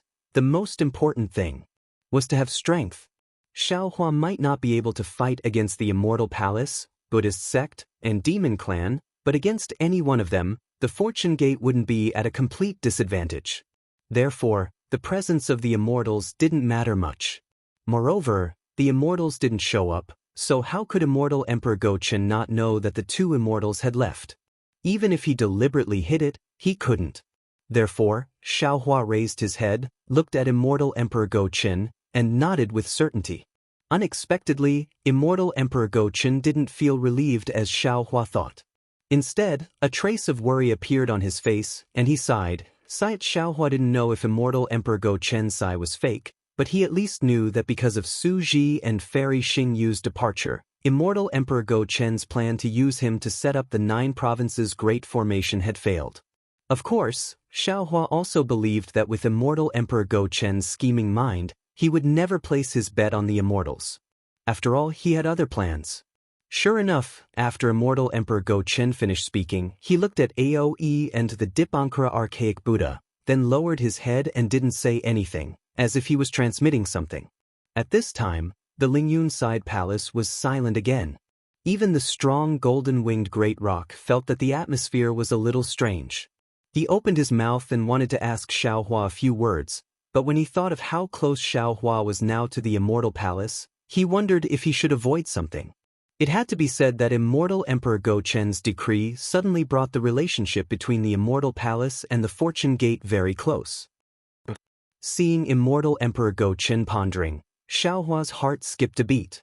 He hurriedly said, "Your Majesty, this Xiao has something to tell you." "What is it?" Immortal Emperor Go Chen was slightly puzzled by Xiaohua's seriousness. "Thundermaster Xiao, please speak." "Cough cough, Your Majesty, the star-plucking tower is now my Fortune Gate's property." Xiaohua coughed and smiled. "Moreover, in order to express my feelings to Princess Xianxia, this Xiao has even handed the star-plucking tower over to Princess Xianxia to manage." Ah! Immortal Emperor Go Chen was obviously stunned. However, in the next instant he smiled and said, "Thundermaster Xiao is indeed a great man with deep feelings. This emperor admires you from the bottom of his heart." Damn it, what great man. He must have been discussing with Aoe and the Dipankara archaic Buddha about how to divide the stars and moons, right? Now that he knows that the star-plucking tower has been given to Xen, he immediately changed his attitude. Xiaohua cursed inwardly. Oh, this Xiao understands now. This guy only mentioned immortals but didn't ask about the star-plucking tower. Could it be that he intends to interfere? Damn it, this Xiao shouldn't have said that. When he interferes, I'll teach him a lesson. Just as Immortal Emperor Go Chen finished speaking, Dongfang Qianghao seized the opportunity and said, if that's the case, the Yuan clan and the Zhangsun clan should be warned. Their hands have stretched too far." Hearing Dongfang Qianghao's words, Xiaohua suddenly understood. The black-clothed men he met in the star-plucking tower in front of the Crimson Earth River were the tower lords of the star-plucking tower who were preparing to betray him. It turned out that they were instigated by the Yuan clan and the Zhangsun clan to betray him. However, thinking about it, it made sense. Powerful clans like the Immortal Palace and the 4 great clans might know of Fairy Xingyu's origins, so they naturally wouldn't harbor any thoughts of doing anything to her. The Yuan clan and the Zhangsun clan were only first-rate clans. Seeing how prosperous the star-plucking tower was, it was inevitable that they would covet it. Immortal Emperor Go Chen sneered, "Who dares to covet the star-plucking tower under my 9th princess's control?" "That's good." Xiaohua smiled and said, "This saves my Fortune Gate from taking action." Immortal Emperor Go Chen then transmitted a few words to the Dragon Island's 2nd elder, as if they were discussing something. Xiaohua frowned and said, "Your Majesty, if possible, should we invite the Grand Mist Ancestor to the Lingyun side palace? Although his forces aren't too strong, we need to discuss how to deal with the apocalypse. His sky-bearing palace might be able to help." Immortal Emperor Go Chen stopped and looked at Xiaohua with surprise. He smiled and said, "Master Xiao Lei, could it be that you think the jade pupil that brat Grand Mist Ancestor took out is his true strength?" Xiaohua shrugged, his face indifferent as he replied, "Then how much strength you bring out has nothing to do with this Xiao. This Xiao doesn't put him in my eyes at all. This Xiao only feels that everyone is responsible for the rise and fall of a country. He should also bear some responsibility for the survival of the 3 continents. Moreover, he is still a member of my Dao Gate and is this Xiao's senior. This Xiao feels that he has the qualifications to stand here." Good. The Golden Rock cheered, "Master Xiao Long, it seems like you are still the Master Xiao in this sage's eyes. You are not the kind of person who forgets his friends for a girl." Forgets his friends for a girl? Xiaohua didn't know whether to laugh or cry. He looked at the Golden Rock and said, "Sage Peng, is this Xiao so unbearable? How can you not be? The golden rock shouted. Old Go Chen is Master Lei and stuffed his daughter into your arms. You even helped him escape from the longevity town. How can you say? Cough cough. Without waiting for the golden rock to finish, Dongfang Qianghao coughed twice and said, Sage Peng, the past is the past. Don't mention it again. Ha.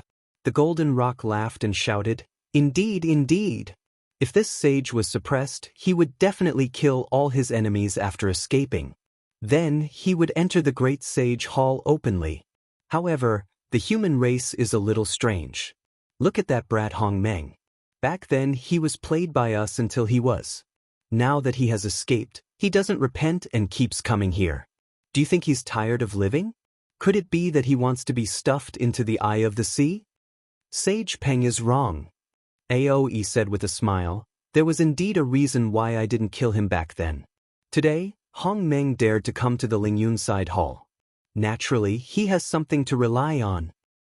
Isn't it just that his strength has reached the peak of the 3 continents? The golden rock sneered, if I'm not happy, I will still kill him. The Yin Yang Illustration Handbook. The mystic armored pentagram smiled bitterly. Sage Peng, have you forgotten about this treasure? This brat Hong Meng can be considered a genius. He actually refined the treasure that suppressed him. Now, even if you want to kill him, it won't be easy. There's also Xiao Longshi. Ao Qian, the lord of the East Sea Dragon Palace, said with a smile. This brat Hong Meng has a good idea.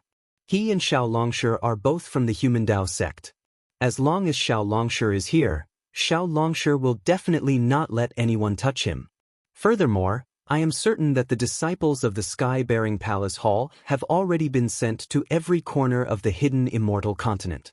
If anything happens to Hong Meng, if news of Xiao Longshi colluding with Immortal Emperor Go Chen and working together to kill the cultivators of the Dao sect will definitely spread. Plus, with the matter of Xiao Longshi and Princess Xianxia, who won't believe this rumor? At that time, not only will Xiao Longshi's reputation be damaged, even the Immortal Emperor will be implicated. Maybe some stories will even spread. Immortal Emperor Go Chen snorted, Hong Meng's strength is nothing, but his scheming is 100 times stronger than Xiao Longshi's. Xiao Longshi, you must be careful. Ha! Dongfang Qianghao laughed and pointed at Immortal Emperor Go Chen. Your Majesty, Xiao Hua is a Daoist Mahayana realm cultivator. He is an enemy of us Confucian cultivators, but this old official can't hear any hostility from your words. Minister Dongfang, you are also a Confucian cultivator and an important official of the Immortal Palace. How about this? This emperor will order you to lead the Dongfang family, no, lead the disciples of the 4 great clans to attack the soaring Dragon Mountain range. What do you think? Immortal Emperor Go Chen asked with a faint smile. Dongfang Qianghao didn't hesitate and said seriously, of course. However, back then when we suppressed Hong Meng, we had to involve the demon race and the Buddhist sect. Today, the Fortune Gate is much stronger than Hong Meng. This old official wants to ask for your Majesty's favor. In the soaring Cloudside Palace, we will attack together with the Great Sage Hall, Thunder Sound Temple, and the Dragon Island and Exquisite Temple. Dongfang Qianghao and the others' words were full of ridicule, but in fact, there was a hint of flattery. This was extremely rare from the supreme cultivators of the 3 continents. Of course, this wasn't only because of Xiao Hua's strength. It was also because the current situation was very delicate. Immortal Emperor Go Chen took the initiative and used Princess Xianxia to win over Xiao Hua.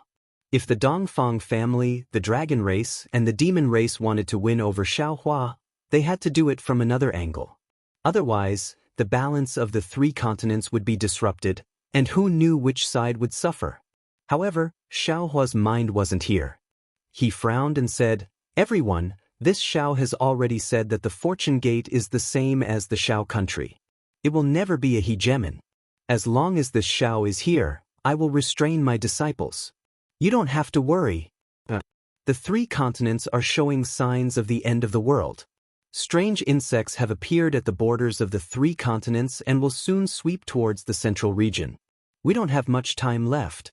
If we don't discuss a suitable countermeasure, the 3 continents, will be in danger. Amitabha, Lord Guanyin. The Dipankara Archaic Buddha smiled and said, "You keep saying that the world is showing signs of the end of the world, but have you really seen the end of the world?" Xiaohua was at a loss for words.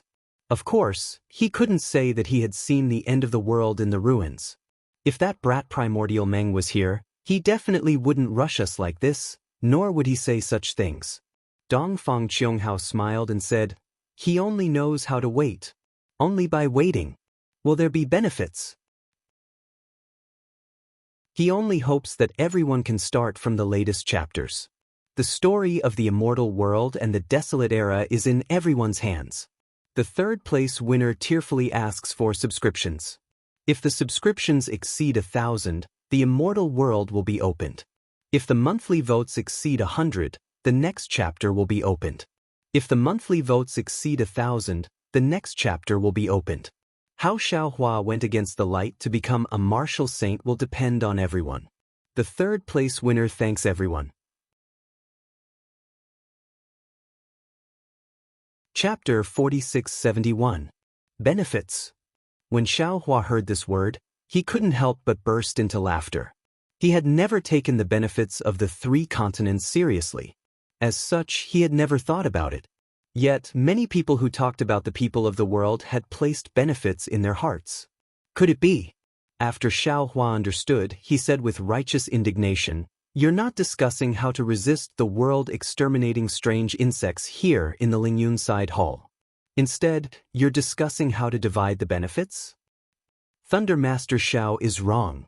Dongfang Qianghao replied without the slightest hint of awkwardness, "We're discussing how to resist the world exterminating strange insects, but at the same time, we're also dividing the areas of influence." Amitabha.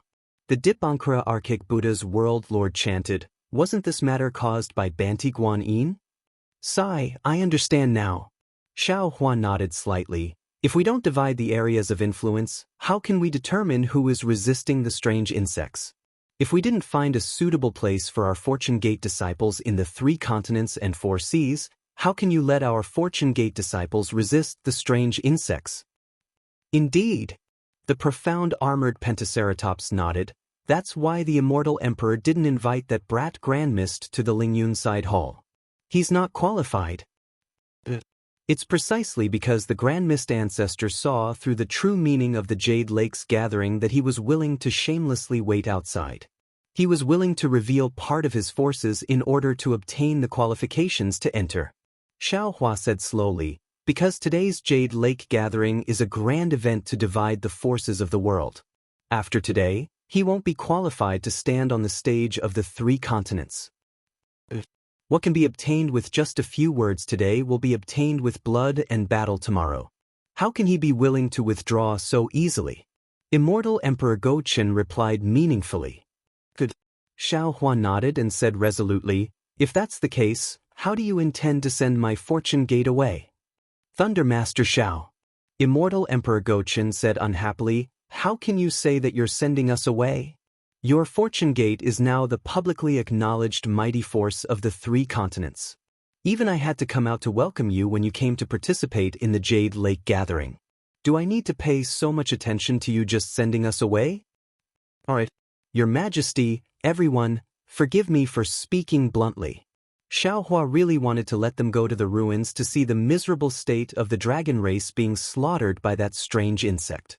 He really wanted to beat these supreme beings who were addicted to benefits awake with a single blow. However, he had no other way and could only earnestly advise, "This Xiao is truly somewhat disappointed.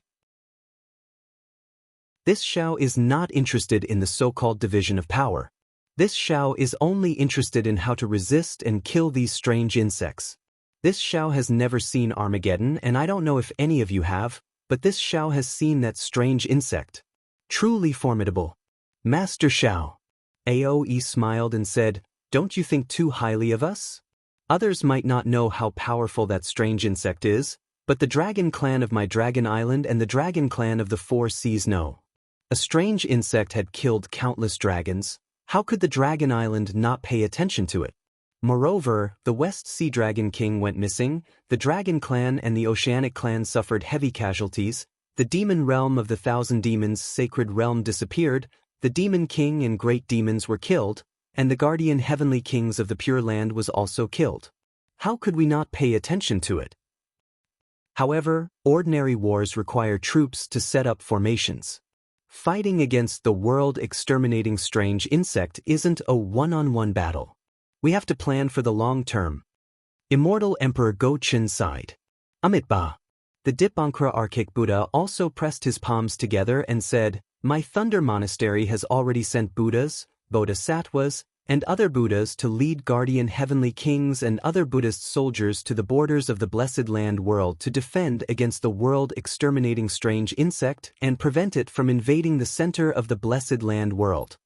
My great sage Hall's scarlet flame vermilion bird, nether demonic dragon spider, and five-colored sea god shell have already led the demon race to the borders of the Thousand Demons Sacred Realm. Within the great sage hall, the heaven-defying thunder phoenix and the flying feather void beast are left to guard." Master Xiao. Immortal Emperor Go-Chin smiled and said, "I have already sent troops to the borders of the buried immortal mainland. The 4 great families and the 100 schools of thought have already sent troops. Did your star-plucking tower not receive any news of this?" Xiaohua also smiled and said, "The star-plucking tower is currently under Princess Xixia's control. If she doesn't tell this Xiao wouldn't dare to casually ask her." "Please don't." Immortal Emperor Go-Chin curled his lips and said, "You are the sect master of the Fortune Gate, and she is only your wife. You have to be clear about who the head of the Fortune Gate is. Don't regret it in the end." Xiaohua opened his mouth wide and looked at Immortal Emperor Go-Chin in a daze with an exaggerated expression. If this was the secular world, how could a father-in-law speak to his son-in-law like this? Xiaohua suddenly thought of something called the Flower Medicine Palace and couldn't help but chuckle. "Of course, I invited Master Xiao here today because I have a difficult matter to discuss with you." The East Sea Dragon Palace Lord Ao Qian said, "Also, I have a few difficult matters to discuss with you all." Xiaohua smiled and said, "This difficult matter is naturally. Where should my Fortune Gate's disciples be stationed?" Previously, this Xiao didn't have a clue, but seeing that no one else spoke, and only immortal friend Ao Qian spoke, this Xiao somewhat understood. "I presume that before this Xiao arrived, everyone had already discussed this matter, right? Since Master Xiao is so straightforward, this king will also get straight to the point." Seeing that Xiaohua had exposed him, Ao Qian simply nodded and said, "Master Xiao is right. The 3 mainlands originally belonged to the demonic beast race, Confucian cultivators, and Buddhist sects. Master Zhao's Fortune Gate is a Dao sect, and it is not suitable to be placed in any of the 3 mainlands. With this suspicion, it will be difficult to work together to deal with the world-destroying strange insect, and it will be impossible to work together. Rather than this, Master Xiao and the Fortune Gate might as well look elsewhere." "I'm afraid it's the West Sea?" Xiaohua's eyes narrowed as he asked thoughtfully. "That's right." The East Sea Dragon Palace's Lord Ao Qian looked at Aoe and shut his mouth. The Dragon Island's second elder Aoe nodded and said, "Master Xiao has also been to the Dragon Island and participated in the Dragon Island's training. Naturally, you know how vast the 4 seas are, and how many times bigger than the 3 mainlands. Moreover, the 3 mainlands' population is prosperous, and there are many cultivators and demonic beasts. It should be easy to deal with the world-destroying strange insect.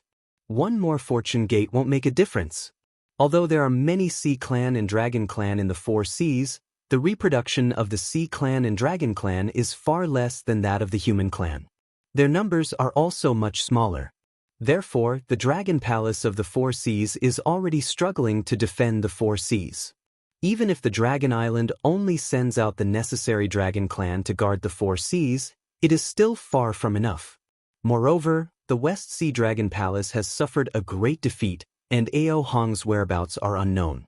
The entire West Sea is now empty, so the Dragon Island wants to borrow my Fortune Gate's strength to guard the West Sea." Xiaohua smiled as he began to make small calculations in his heart. Xiao Hua was no exception.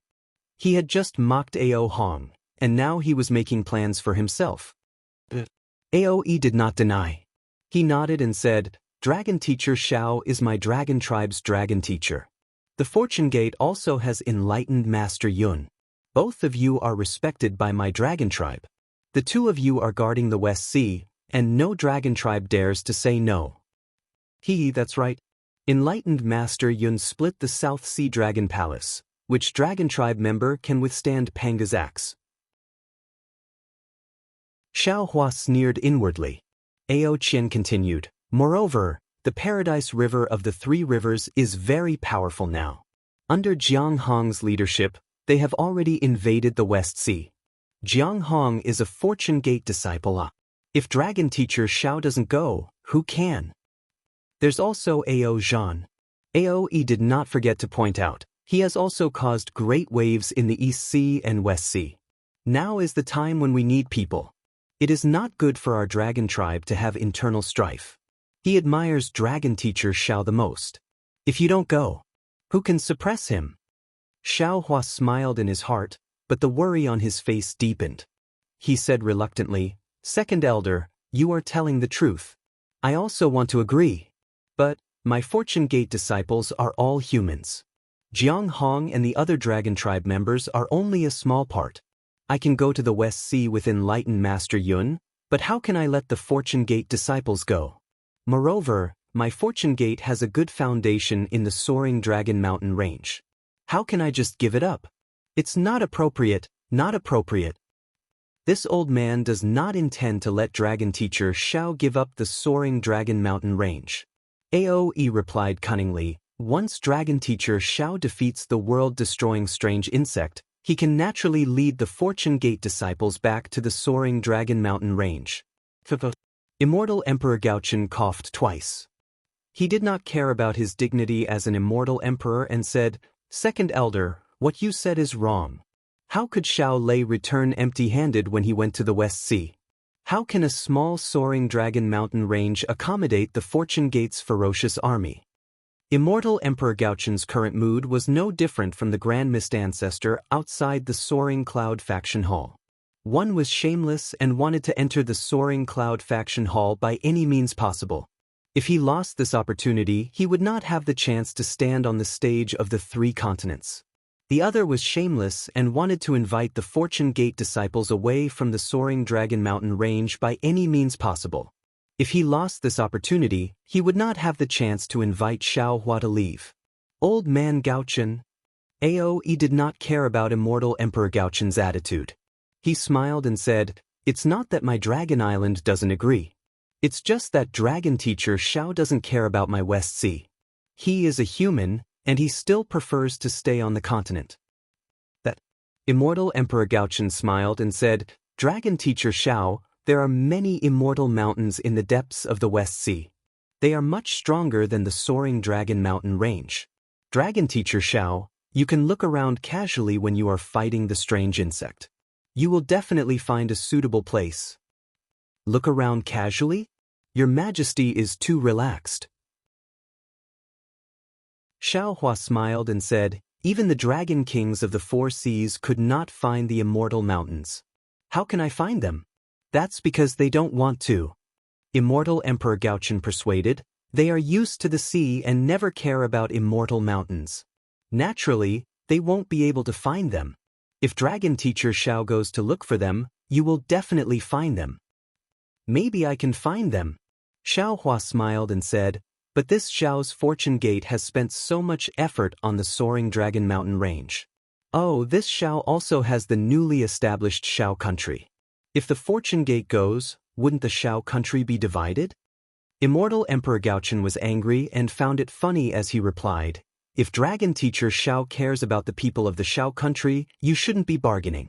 If you don't go to the West Sea to guard it, when the strange insect comes, none of the people of the Xiao country will be able to survive. Damn it, old man Gaochen, didn't you say your conditions before? The golden-winged Great Pern couldn't hold back and scolded, No matter what, Dragon Teacher Xiao is your son-in-law. Can't you be a bit more generous? Rock Sage, it's easy for you to say that. Immortal Emperor Gochen retorted without any trace of politeness. I have bestowed Princess Xianxia a lot. This is rare among the princesses of my immortal palaces. Moreover, I also have a decree for buying Fujiwen's wife. It's just a few words of nonsense. What's the use of a few titles? The golden-winged Great Peng sneered. It's better to give some real stuff. Alright. Immortal Emperor Gauchen said helplessly, Dragon Teacher Xiao, tell me, if your fortune gate leaves the soaring Dragon Mountain range, what price will this emperor have to pay? Why do you have to make this Xiao leave? Xiao Hua didn't understand, and said, the fortune gate is in the soaring Dragon Mountain range, and Princess Xianxia is also in the fortune gate. If she wants to go back to her family, wouldn't it be convenient? Ha! Dragon Teacher Xiao. Dongfang Qianghao, who had been silent all this time, laughed and said, we don't need to play dumb here. We might as well speak the truth. You are a Daoist cultivator, and the hidden immortal continent is the 9 prefectures unified by us Confucian cultivators. Your fortune gate is in the soaring Dragon Mountain range. Isn't this a thorn in the flesh of us Confucian cultivators? The struggle between Confucian and Daoist has been going on for many years. It's not something that can be changed in a short period of time. Rather than both of us being embarrassed and inconvenient for each other to develop, why don't we each take a step back? We Confucian cultivators will allow your Daoist sect to develop in the West Sea, and your Daoist sect will withdraw from the hidden immortal continent. What do you think? Xiao Hua nodded slightly. From the Seven Sons Temple's blood steel, he also saw the abnormal development of the Daoist sect's cultivators. The Daoist sect's cultivators had already affected his reputation. Moreover, the 3 mainland suppression of Confucian cultivators to allow Confucian cultivators to develop overseas was indeed a concession. No, it should be said that it was a huge concession. Instantly, Xiao Hua thought of the Penglai immortal realm. Xiao Hua's mind turned a few times. He wanted to ask Immortal Emperor Gauchen to release the Daoist cultivators in the Penglai immortal realm. However, after thinking for a while, he gave up. Not to mention that the Penglai immortal realm was related to the effects of the supreme heavenly mirror, Immortal Emperor Gauchen was unlikely to relent. Moreover, most of the Daoist cultivators in the Penglai immortal realm were probably like Daoist Master Rider Crane. They had an impression of the Grand Mist ancestor and might not care about him. Why should Xiao Hua be so generous? Dragon Teacher Xiao, you agree? Dongfang Qianghao was overjoyed when he saw Xiao Hua nod. He wanted to send Xiao Hua away even more than Immortal Emperor Gauchen. With him, the balance between the Immortal Palace and the 4 great families was broken. Dongfang Qianghao and the 4 great families were not willing to see such a situation, especially the Nangong family. It's the same in principle. Xiao Hua nodded. Then, without any surprise, he changed his tone and said, however, I still have 3 conditions. 3 conditions? Dongfang Qianghao was secretly delighted. He stole a glance at Immortal Emperor Gauchen. Immortal Emperor Gauchen smiled and said, Dragon Teacher Xiao, please speak. In front of the Thunder Temple and Great Sage Hall, we will be frank and honest. First, Xiao Hua rubbed his chin and said with a smile, at this point, Your Majesty still doesn't want to take out the true great array of the 9 states and the secret technique of the 9 cauldrons united? This. Immortal Emperor Gauchen was clearly embarrassed. He hesitated and said, since that person isn't here, why does Dragon Teacher Xiao need the formation technique? And the secret technique of the 9 cauldrons united? I don't need it. Xiao Hua said, however, I don't like to be called scheming by others. Therefore I want it. Sigh, alright. Immortal Emperor Gauchen looked at Xiao Hua's shameless words and sighed, I have lifted a rock and smashed my own foot. As he spoke, Immortal Emperor Gauchen raised his hand and clapped. Below him, the illusion of a golden throne appeared. Once this illusion appeared, it immediately sealed the surrounding space. Even Dongfang Qianghao, who was far away, was pushed to the point that colorful clouds appeared around him. Immortal Emperor Gauchen raised his hand and pointed at the 9 cauldrons on the golden throne. The 9 cauldrons turned into a fist-sized object. This object was formed by the 9 cauldrons and each of them flashed with a golden light. Dragon Teacher Xiao. Immortal Emperor Gaochen waved his hand and that object landed in front of Xiao Hua. He said, "This object cannot leave the Ling Yunside Hall. Otherwise, with my strength, I will not be able to see what is inside. You can comprehend it in the Jade Lake meeting. Before you leave, you must return it to me." Xiao Hua received it with a smile and carefully put it away. Earlier, Maitreya Buddha used his mind to tell Xiao Hua that the merit law given to him by Immortal Emperor Go-Chen was a fake and couldn't be completed. Thinking about Immortal Emperor Go-Chen's probing, Xiao Hua knew that this merit law was only a pretense. Therefore, he asked for the real 9 cauldrons heart technique. What is the second condition? Dongfang Qianghao was very happy to see Immortal Emperor Gaochen being defeated. The second condition. Xiao Hua looked at Dongfang Qianghao. Dongfang Qianghao's heart tightened. He was afraid that Xiao Hua would ask for too much. The second condition is that I want the Xian Yuan sword from the Immortal Palace. Ah? Xian Yuan sword? Not only was Dongfang Qianghao surprised, Immortal Emperor Gaochen was also shocked. He exclaimed, "Dragon Teacher Xiao, what do you want the Xian Yuan sword for?" "Nothing." Xiao Hua shrugged and said, "I heard that the Xian Yuan sword is a Daoist treasure. Now that it has fallen into the Immortal Palace, I want to take it back." "Who told you that the Xian Yuan sword is a Daoist treasure?" Immortal Emperor Gaochen was flustered and exasperated. "The Xian Yuan sword is a genuine immortal imperial equipment of my Confucian cultivation. It has nothing to do with your Daoist sect." Hearing Immortal Emperor Gaochen say, "half a copper coin," Xiao Hua secretly laughed. However, he still insisted, "Whether it is a Daoist treasure or not, I want it." "Then there is no other way." Immortal Emperor Gaochen shrugged like Xiao Hua and said, "It is not up to me to decide who the Xian Yuan sword belongs to. That is the token of the Immortal Palace's protector branch. If you want it, you can go find the master of the Supreme Pure Palace." Immortal Palace's protector? Xiao Hua was a bit confused. That day, the master of the Supreme Pure Palace easily gave the Xian Yuan sword to Wen Chu. He already had some doubts in his heart. Dongfang Qianghao explained, "Immortal Palace's protector is the protector of the Immortal Palace. That Xian Yuan sword. It is also something that can resist the Immortal Emperor's Son of Heaven sword. If the Immortal Palace's protector discovers that the Immortal Emperor is committing crimes and harming the interests of the Immortal Palace, the Xian Yuan sword will be unsheathed. This Immortal Palace's protector branch is completely loyal to the Immortal Palace, to the Confucian cultivators, and not to a certain family." Immortal Emperor Gaochen said indifferently, "Even if my beloved Dongfang can enter the Immortal Palace and sit on my golden throne, the master of the Supreme Pure Palace will still unsheath the Xian Yuan sword if he discovers that you have any ill intentions." "So that's how it is." Xiao Hua finally understood the difficulties of the master of the Supreme Pure Palace back then. Facing the person who loves him, facing his mission, he must make a choice. As a man, his choice is not wrong, but as a woman, his choice is very cruel. Suddenly, Xiao Hua had a feeling that he had fallen into a trap. He almost jumped up. "I have no reason to encourage Wen Chu to ask for the Xian Yuan sword. Isn't this a trap for myself? Perhaps, the master of the Supreme Pure Palace wants to exchange something for the tenderness like water sword. And already has this plan? Damn it." Xiao Hua gritted his teeth and cursed in his heart. Everyone in this world is not easy to deal with. There is no such thing as a free lunch in this world. Then, Xiao Hua said fiercely, "Since your majesty cannot agree to this Xiao's second condition, then this Xiao has no choice but to change my second condition." Immortal Emperor Gaochen said unhappily, "It's not that I don't agree, but I cannot agree to your condition."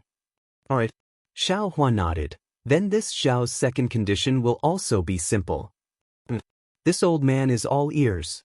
Dongfang Qianghao smiled and nodded. Xiao Hua said, "The Xiao country of the Gun Prefecture is this Xiao's Xiao country, and also the Xiao country of its people. This Xiao promises that it will also be the only country of my fortune gate on the hidden immortal continent. Moreover, the Shao country's territory will not increase by an inch from today onwards.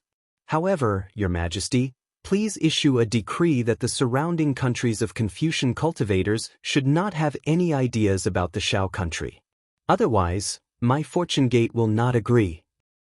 AI, Thundermaster Shao, your fortune gate has already left the soaring dragon mountain range. Why do you still have to leave behind some tails? Immortal Emperor Gaochen sighed, what's the point of doing this? The ones my fortune gate left behind in the Shao country should be the disciples from the soaring dragon mountain range. They will be led by Xiong Yi and the others, and will not affect Your Majesty's rule. Of course, if there are no more Daoist countries in the 3 continents, then the Shao country will naturally have no value. Xiaohua thought for a moment and took half a step back. Amitabha. The Dipankara archaic Buddha chanted, I feel that Banti Guan Yin's condition is suitable.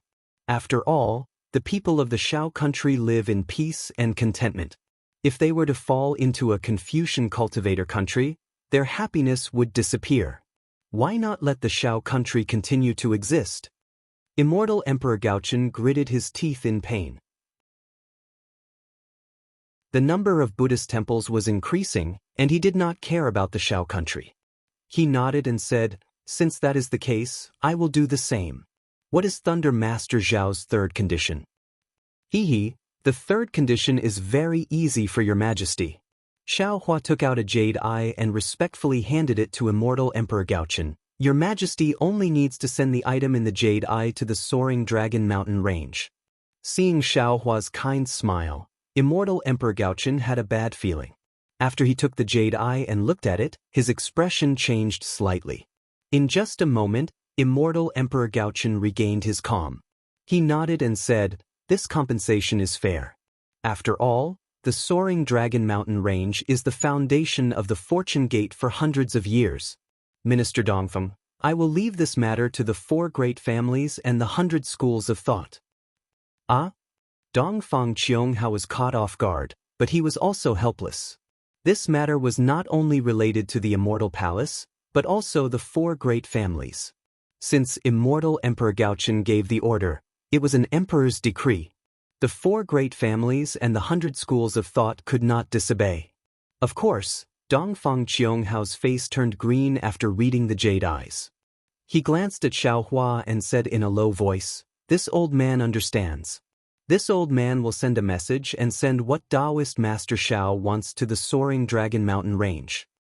After Dongfeng Qianghao sent the jade eyes out of the Lingyun side hall, Xiaohua looked at Aoe again. Aoe immediately understood when he saw that Xiaohua had looked at him. He smiled and said, Master Xiao, you've already plundered half of the treasures in the West Ocean Dragon Palace's treasury. Xiaohua chuckled and said, this Xiao does not dare to ask for anything. This Xiao is just thinking, if our fortune gate manages to resist the world-destroying strange insects in the West Sea and fails to find the overseas immortal mountains, then we would have to give up on the soaring dragon mountain range. Wouldn't our fortune gate become a wanderer who can't return home? No, of course not. The golden-winged great pring immediately understood what Xiaohua wanted to say, and hurriedly shouted, we can't let the fortune gate's disciples bleed and cry, we must appease them. Your grandmother. Ao Qian cursed inwardly, we haven't even seen the world-destroying strange insect. Why are the fortune gate's disciples bleeding and crying? Each and every one of them is sinister. Aoe glanced at Ao Qian and asked Xiaohua in a low voice, Dragon Master Xiao, could it be that you want to? Aoe looked at Ao Qian again as he said that. Impossible. Impossible. Impossible. Ao Qian's dragon body expanded in an instant, and the silvery white flames around him soared to the sky. He roared, the fortune gate is just a branch of the human race, how can they enter my West Sea Dragon Palace? Not to mention this king, even the North Sea Dragon Palace and South Sea Dragon Palace will not agree. Second elder, if you are an elder of my dragon race, you will not agree to this condition. If Dragon Master Zhao's fortune gate wants to set up defenses in the West Sea, my dragon palace of the 4 seas will welcome him. If he is unwilling to go, he can go wherever he wants.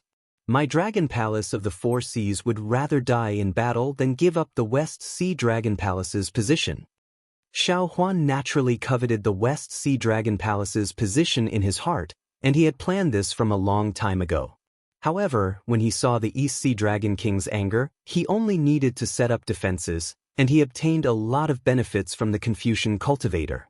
Although the Dragon Island in front of him wanted to interfere with the Dragon Palace of the Four Seas, the Dragon Palace of the Four Seas also needed his help, so he couldn't make unrealistic demands. Thus, Xiao Hua smiled and said, "Fellow Immortal AO, it seems. This Xiao hasn't finished saying my request, right?" "Say it, say it." Ao Qian coldly said, "If you don't covet my West Sea Dragon Palace's throne, why would you send Jiang Hong to invade the West Sea? Why would you threaten my dragon race again? You've really wronged my Fortune Gate's disciple." Xiao Hua rubbed his nose and laughed. Jiang Hong heard that there were strange insects in the West Sea, so she led the dragon race there. Moreover, this Xiao's condition is to wait until the West Sea's strange insects are killed, then let the second elder see if he can give the other half of the West Sea's treasury to my Fortune Gate. Ao Qian was a little surprised, but he still didn't believe Xiao Hua, so he looked at Aoe. How could Aoe admit that he was talking about the West Sea Dragon Palace's throne? He smiled and said, "Yes, you're too impatient. This old man is talking about the treasury.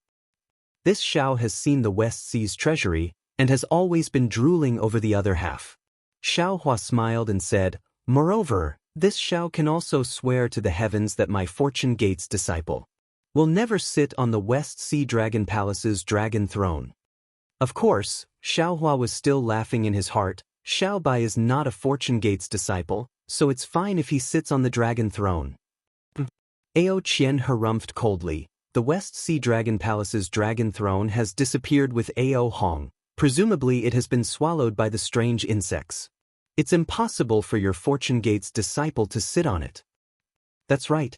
The golden-winged Great Ping didn't miss the opportunity to say, "Since Dragon Teacher Xiao has sworn, then this holy sage will also be a witness." If a Fortune Gate's disciple sits on the West Sea Dragon Palace's dragon throne, my great holy hall will not let this matter go. That's not right. It should be this time. This holy sage will not interfere in the future. The Lord of the East Sea's dragon body shrunk and nodded. If that's the case, after repelling the strange insects, my Dragon Palace of the Four Seas is willing to hand over the West Sea Dragon Palace's treasury to the Fortune Gate as a token of gratitude. However, this matter will need to be discussed in detail in the future. Excellent, excellent. Maitreya Buddha, who had been silent all this time, joined his palms together and said, "Since that's the case, let us discuss some other difficult matters." Namo Maitreya Buddha. Please wait a moment. Xiao Hua smiled and joined his palms together. Since the Fortune Gate's matter has come to an end, then shouldn't we let the sky-bearing palace bear some responsibility? Immortal Emperor Gaochen nodded and said, "That's right, Dragon Teacher Zhao's words are in line with this emperor's thoughts. We, the Confucian cultivators, have already promised the Dao Gate that we can develop outside the West Sea. Naturally, the Dao Gate should bear some responsibility.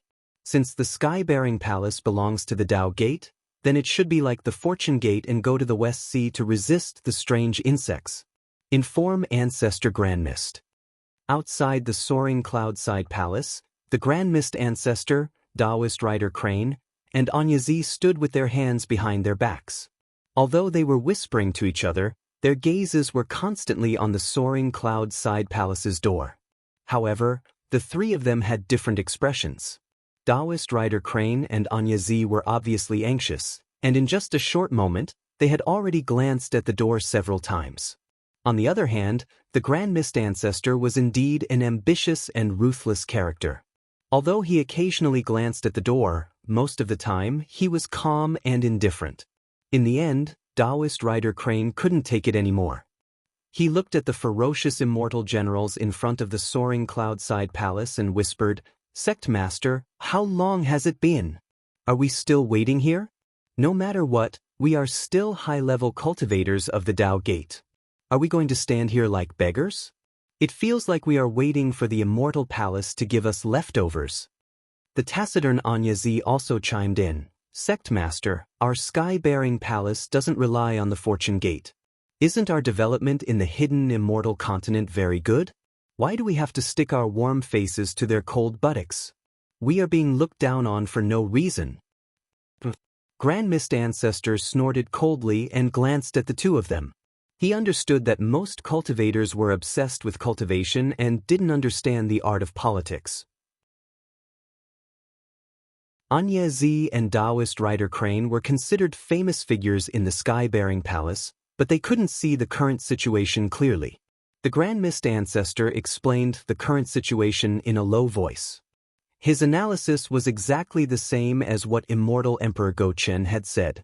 In the end, he said, if we can't enter the soaring cloud-side palace and participate in the Jade Lake gathering, our sky-bearing palace will lose our best chance. Of course, it's not like we don't have a chance in the future, but in the future, Xiaohua's Fortune Gate will definitely attack our sky-bearing palace. We can't fight for such good conditions anymore. What if? Anya Z hesitated and probed. The Fortune Gate, Buddhist sect, Thunder Sound Temple, and Great Sage Hall reach an agreement and join forces to destroy our sky-bearing palace? The Grand Mist Ancestor laughed arrogantly. So, this old man is betting that Xiaohua won't do that. Daoist Rider Crane's expression changed slightly. He looked at Anya Z and the two of them had fear in their eyes. Xiaohua has always prided himself on being benevolent and magnanimous. If this old man deliberately avoided him, it would be as he wished. However, this old man took the risk and delivered himself to his door. This old man wants to see. The Grand Mist Ancestor laughed and said indifferently, what will the famous Daoist Xiao do? Sect Master, how confident are you? Daoist Rider Crane asked in a low voice. Not even half. The Grand Mist Ancestor chuckled and said, because if it was this old man would definitely kill him. It can't be. Daoist Rider Crane saw that the Grand Mist Ancestor's words were completely different from what he had said before coming to the soaring cloud-side palace. His face turned pale and he whispered, if the Sect Master isn't confident he's going to walk into the trap? The Grand Mist Ancestor laughed when he saw how nervous Daoist Rider Crane and Anya Z were. He clapped his hands and said, the two of you are really funny. If this old man wasn't confident, why would I come here? Previously, we didn't have a chance. This old man endured humiliation and hid from the Immortal Palace's pursuit. Now that this old man dares to come here, how can I not have a chance? Don't worry. Xiaohua claims to be the leader of the Daoist Gate. Since he dares to erect a blood stele in the Seven Suns Shrine, he definitely won't let the Immortal Palace make a move on the sky-bearing palace. Moreover, if he wanted to make a move, why would he wait until now? He has plenty of chances in the Longevity Town. Yes, this subordinate understands. Daoist Rider Crane and Anya Z nodded their heads. However, they still felt that the Grand Mist Ancestor's idea was too crazy. Also, the Grand Mist Ancestor lost his composure and revealed some of his thoughts. He didn't think that it would affect his subordinate so much. He smiled regretfully and said, the two of you aren't at the Daoist Gate's Mahayana realm. Even if the Immortal Palace wants to. Just as the Grand Mist Ancestor was speaking, a thunderous voice rang out from the soaring cloud-side palace. Summon the Grand Mist Ancestor. The Grand Mist Ancestor stopped and laughed loudly. What do you think of this old man?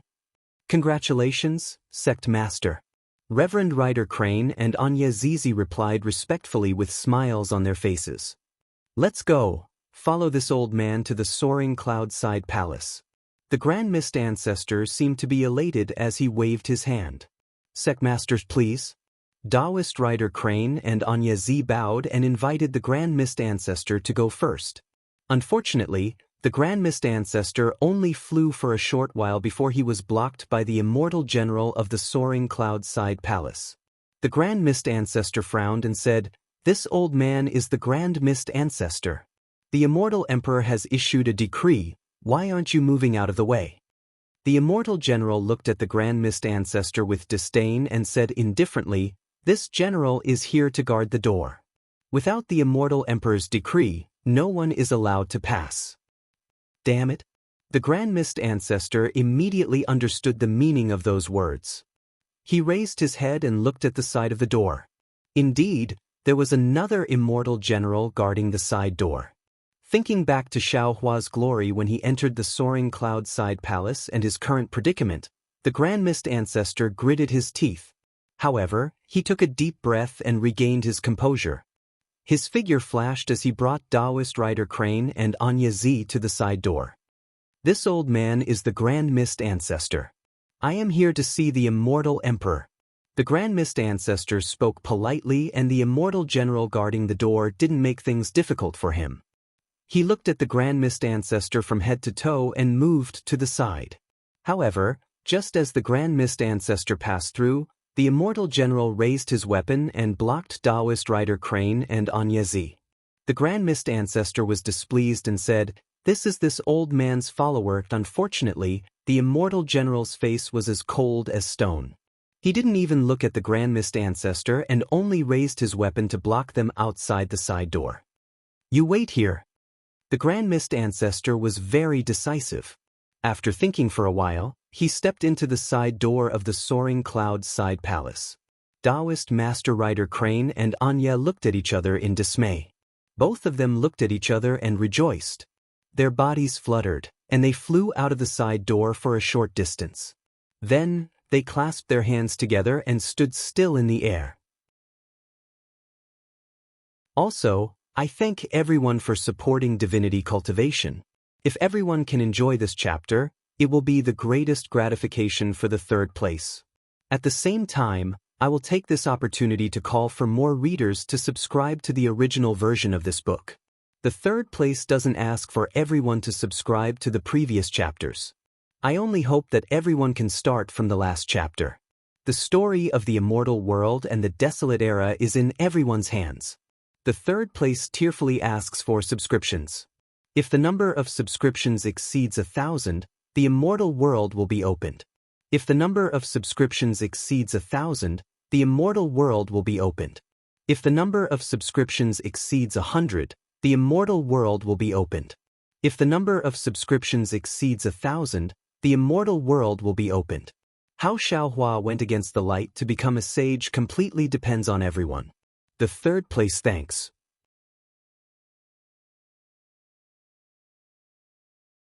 Chapter 4672. At this moment, near the huge Lingyun side palace, millions of Aoranchi pillars were still roaring in the stalactite palace.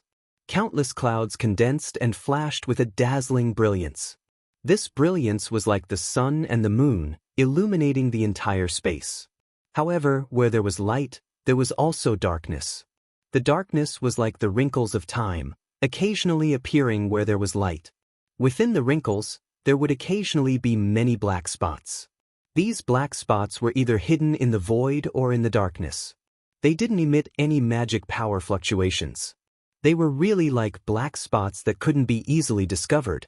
However, where the black spot was, the light was swallowed up by the wind of time. Strands of light that seemed to be hollowed out were produced in an uncanny manner. They were like flowers blooming in the multicolored light screen. When the layers of black spots gradually became denser, within the Aoranchi pillars, a fist-sized black shadow appeared. This shadow wasn't full, instead, it was like a thin image. However, this shadow gradually elongated and could be seen clearly. Wasn't this the world-destroying strange insect that Xiaohua mentioned? Half of this strange insect's size was its head. There were 2 long antennae on its head, which were swaying at will. As the antennae swayed, the flake-like shadow strangely folded and extended in the light. After a while, the strange insect seemed to have swallowed the light, and its entire body began to bulge. However, it only bulged a few inches. In the middle of the strange worm's body, layers of grayish patches had just appeared when the entire body of the strange worm collapsed. Soon after, the shattered pieces transformed into even smaller illusionary figures that hurriedly seeped into the multicolored light. The halberd-like hind legs of each illusionary figure flashed with a bright light that was different from the multicolored light. The supreme experts of the 3 continents gathered in the Lingyun side palace to discuss how to resist the strange insect from the outer realm. They thought that the strange insect from the outer realm invaded the 3 continents from the boundary of the world. They didn't expect that the strange insect from the outer realm had invaded the 3 continents through the veins of the void. Now, it had already spread throughout the void of the 3 continents. Immortal Palace, Thunderclap Temple, Dragon Island, and the Great Holy Temple wanted to set up a defense line between the 3 continents and the 4 seas, but now the 3 continents had become a defenseless slaughterhouse. Immortal Emperor Gochen was in charge of the side palace, but due to his carelessness, he didn't notice this anomaly. The Grand Mist Ancestor was even more unaware of this matter. At this time, he had already passed through the side door of the side palace and was greeted by the sight of 5 majestic mountains towering under the blue dome of heaven. A vigorous feeling immediately rose from the bottom of his heart as if his blood was boiling. The Grand Mist Ancestor opened his mouth and let out a long roar. His body suddenly expanded and turned into 2 black and white rays of light that shot towards the top of the thunderbolt where Xiaohua was. Xiaohua didn't say anything, but the lightning Daoist was a little displeased. He snorted coldly, and 100 zhang long lightning bolt appeared in front of the Grand Mist Ancestor with a loud boom. "Ha, a thunderbolt immortal, are you welcoming me?" The Grand Mist Ancestor laughed heartily and rubbed his hands together. Cut. More than 10 black and white rays of light appeared in the space around him and landed on the lightning bolt like stars surrounding the moon. It was very strange. Zzzt.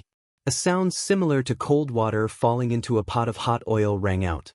The black and white rays of light actually penetrated the lightning bolt and turned into threads of light that completely entangled the lightning bolt. Amidst the crackling sound, the 100 zhang long lightning bolt collapsed and disappeared. However, the moment the lightning bolt disappeared, a scarlet-red lightning bolt pounced out like a spirit snake and slammed into the Grand Mist Ancestor's left shoulder with lightning speed. The golden light barrier around the Grand Mist Ancestor's body flickered and blocked the lightning. However, the Grand Mist Ancestor's body staggered as he came to a stop. The smug look on his face was replaced with shock, shame, and anger. Fellow Daoist Thunderbolt. The Grand Mist Ancestor stood there and lowered his head to look at the golden light on his left shoulder. What is the meaning of this? A brat who hasn't reached the peak of the Grand Ascension realm dares to stand shoulder to shoulder with me? The lightning Daoist didn't know any modesty and scolded without any trace of politeness. Xiaohua laughed and said, "Fellow Daoist Grand Mist, although the lightning Daoist's words aren't pleasant to hear, he has good intentions. Don't forget, today you and I are guests at the High Cloud Side Hall. If you want to sit down, I'm afraid you have to see Immortal Emperor Gochen first, right? If you come here directly, it will be rude and make the Confucian cultivators, Buddhist sect, and demon races experts laugh at you." Damn it. The Grand Mist Ancestor cursed in his heart. Of course, he knew that he had to see Immortal Emperor Gochen before entering the Lightning Mountain, but he didn't plan to sit down first. However, before he could get close, the Thunderbolt Immortal blocked his way. The Grand Mist Ancestor took a deep breath and cupped his hands towards the Lightning Daoist. "I see, then this old man is wrong. This old man thanks fellow Daoist Thunderbolt for reminding me." The Grand Mist Ancestor then bowed towards the Scroll Mountain where Immortal Emperor Gochen and Dongfang Qianghao were at.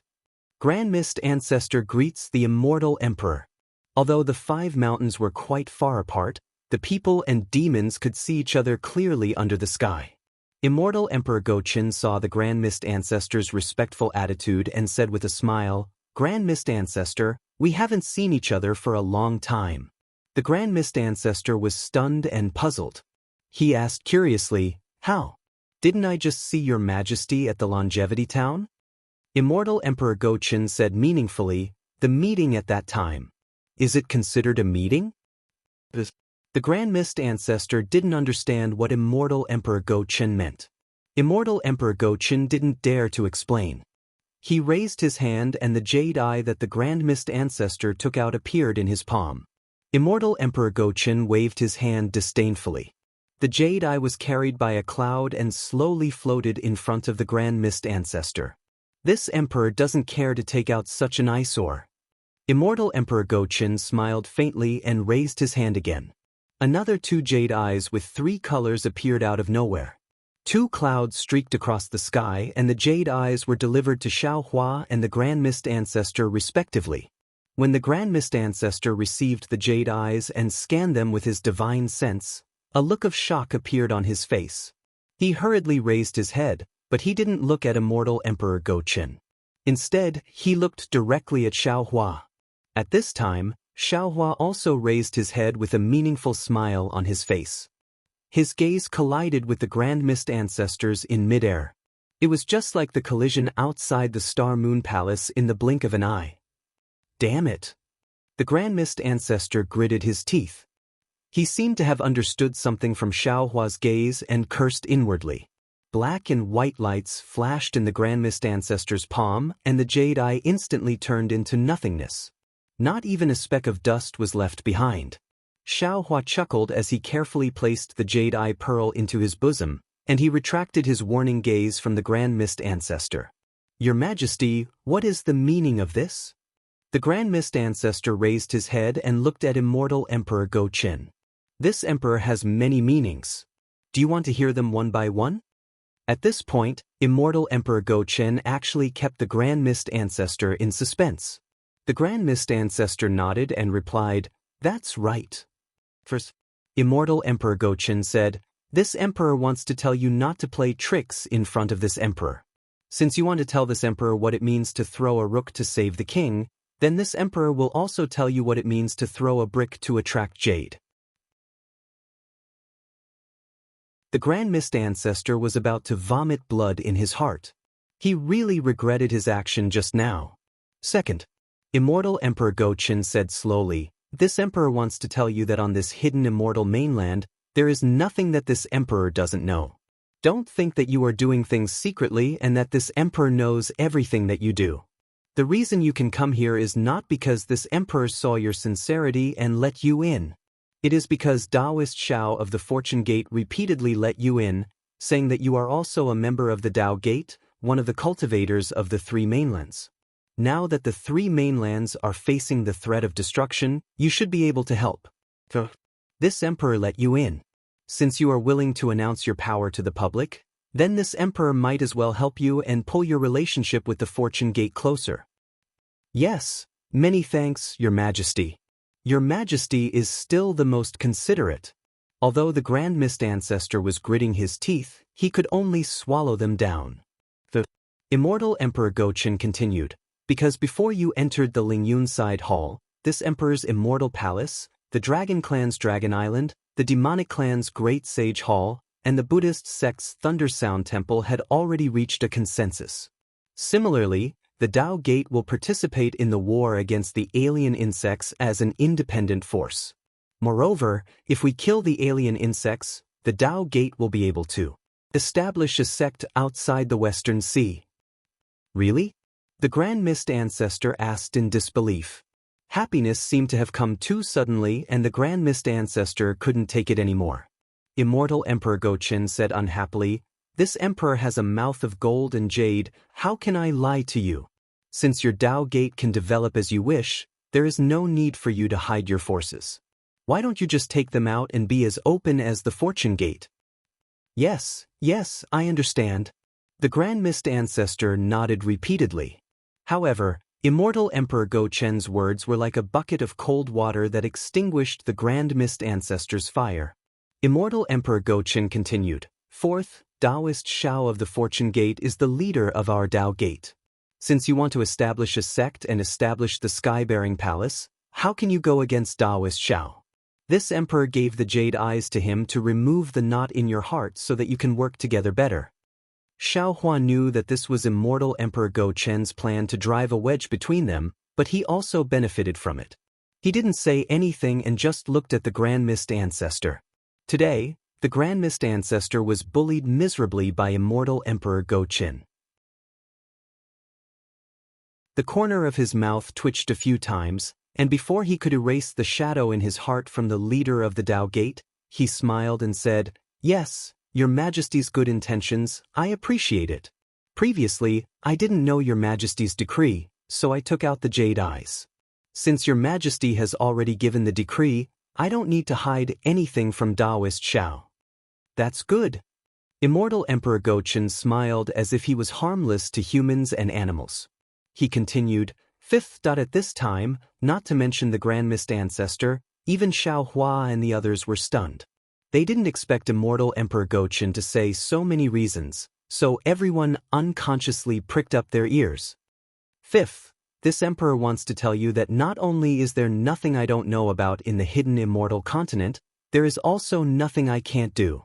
Immortal Emperor Gochen's tone suddenly turned cold as he said, "In the past, this emperor was able to capture you, and today, this emperor will also capture you. Moreover, it's not that this emperor couldn't kill you that day. The reason why this emperor joined forces with the demon race and Buddhist sect to suppress you is not because your cultivation is too high, and we can't kill you, but because... Immortal. Immortal. Immortal? Immortal Emperor Gochen's words were like a stick, hitting the Grand Mist Ancestor silly.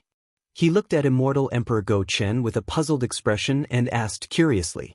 At this time, the Grand Mist Ancestor's imposing manner when he entered the Ling Yun side palace had been dispelled by Immortal Emperor Gochen as if it was nothing. "Yes, Immortal." Immortal Emperor Gochen said coldly, "Previously, because there was an immortal, this emperor wouldn't easily make a move on you. Now that the immortal has left, if you have any evil intentions, don't blame this emperor for being impolite."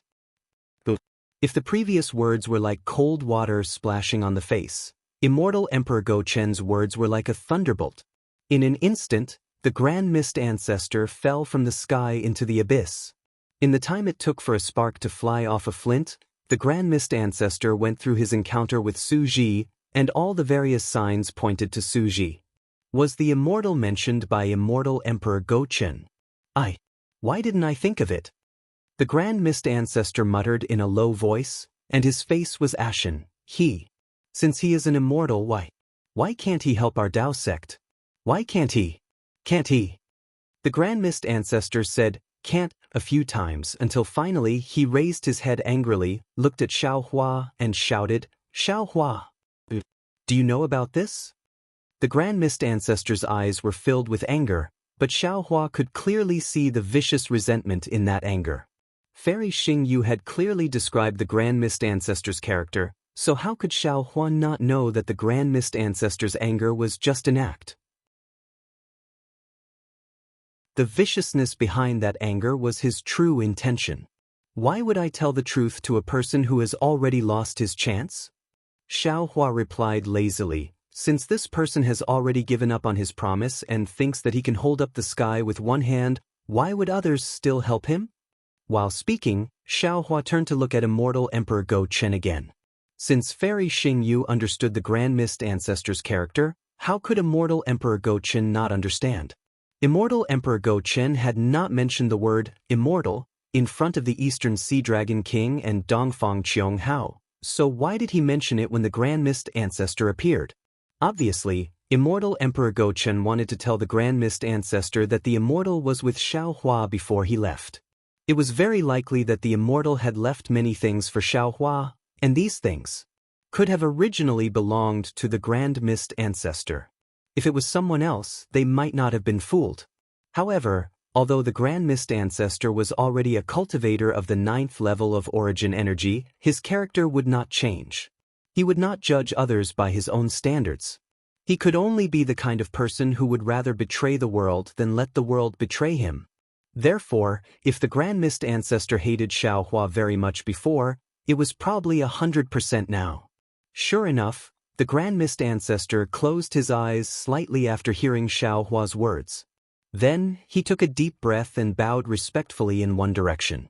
Then, he bowed deeply to Xiao Hua and said, "Thank you, fellow Daoist Xiao, for accompanying him on his last journey." "You're welcome, you're welcome." Xiao Hua waved his sleeves and said indifferently, "This is what I should do."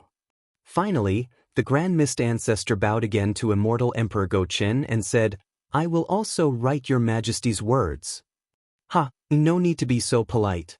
Immortal Emperor Go-Chin looked at the Grand Mist Ancestor's performance and laughed with satisfaction. "You and I are going to form an alliance to fight against the world-destroying strange insect. How can we not be honest? Lightning Sage, may I take a seat?" After losing his composure, the Grand Mist Ancestor regained his fierce and ruthless demeanor and asked the Lightning Sage calmly, "What does it have to do with whether you want to sit or not?" The Lightning Sage did not give the Grand Mist Ancestor any face.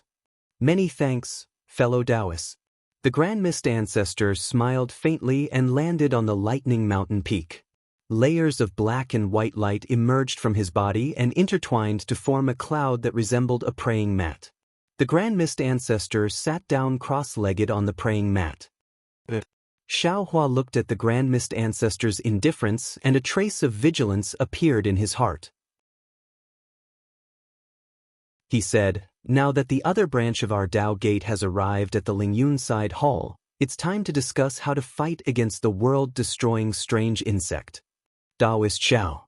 The Grand Mist Ancestor smiled and said, "When everyone was discussing, I wasn't around. How will our Dao Gate develop outside the Western Sea?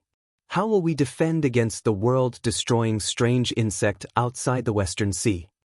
Xiaohua thought for a moment and summarized the previous discussion. In the end, he said, "As long as our Dao Gate can block the world-destroying strange insect outside the Western Sea and prevent it from harming the sea tribes and invading the Inner Sea, our Dao Gate will be able to develop freely outside the Western Sea." The Grand Mist Ancestor nodded slightly.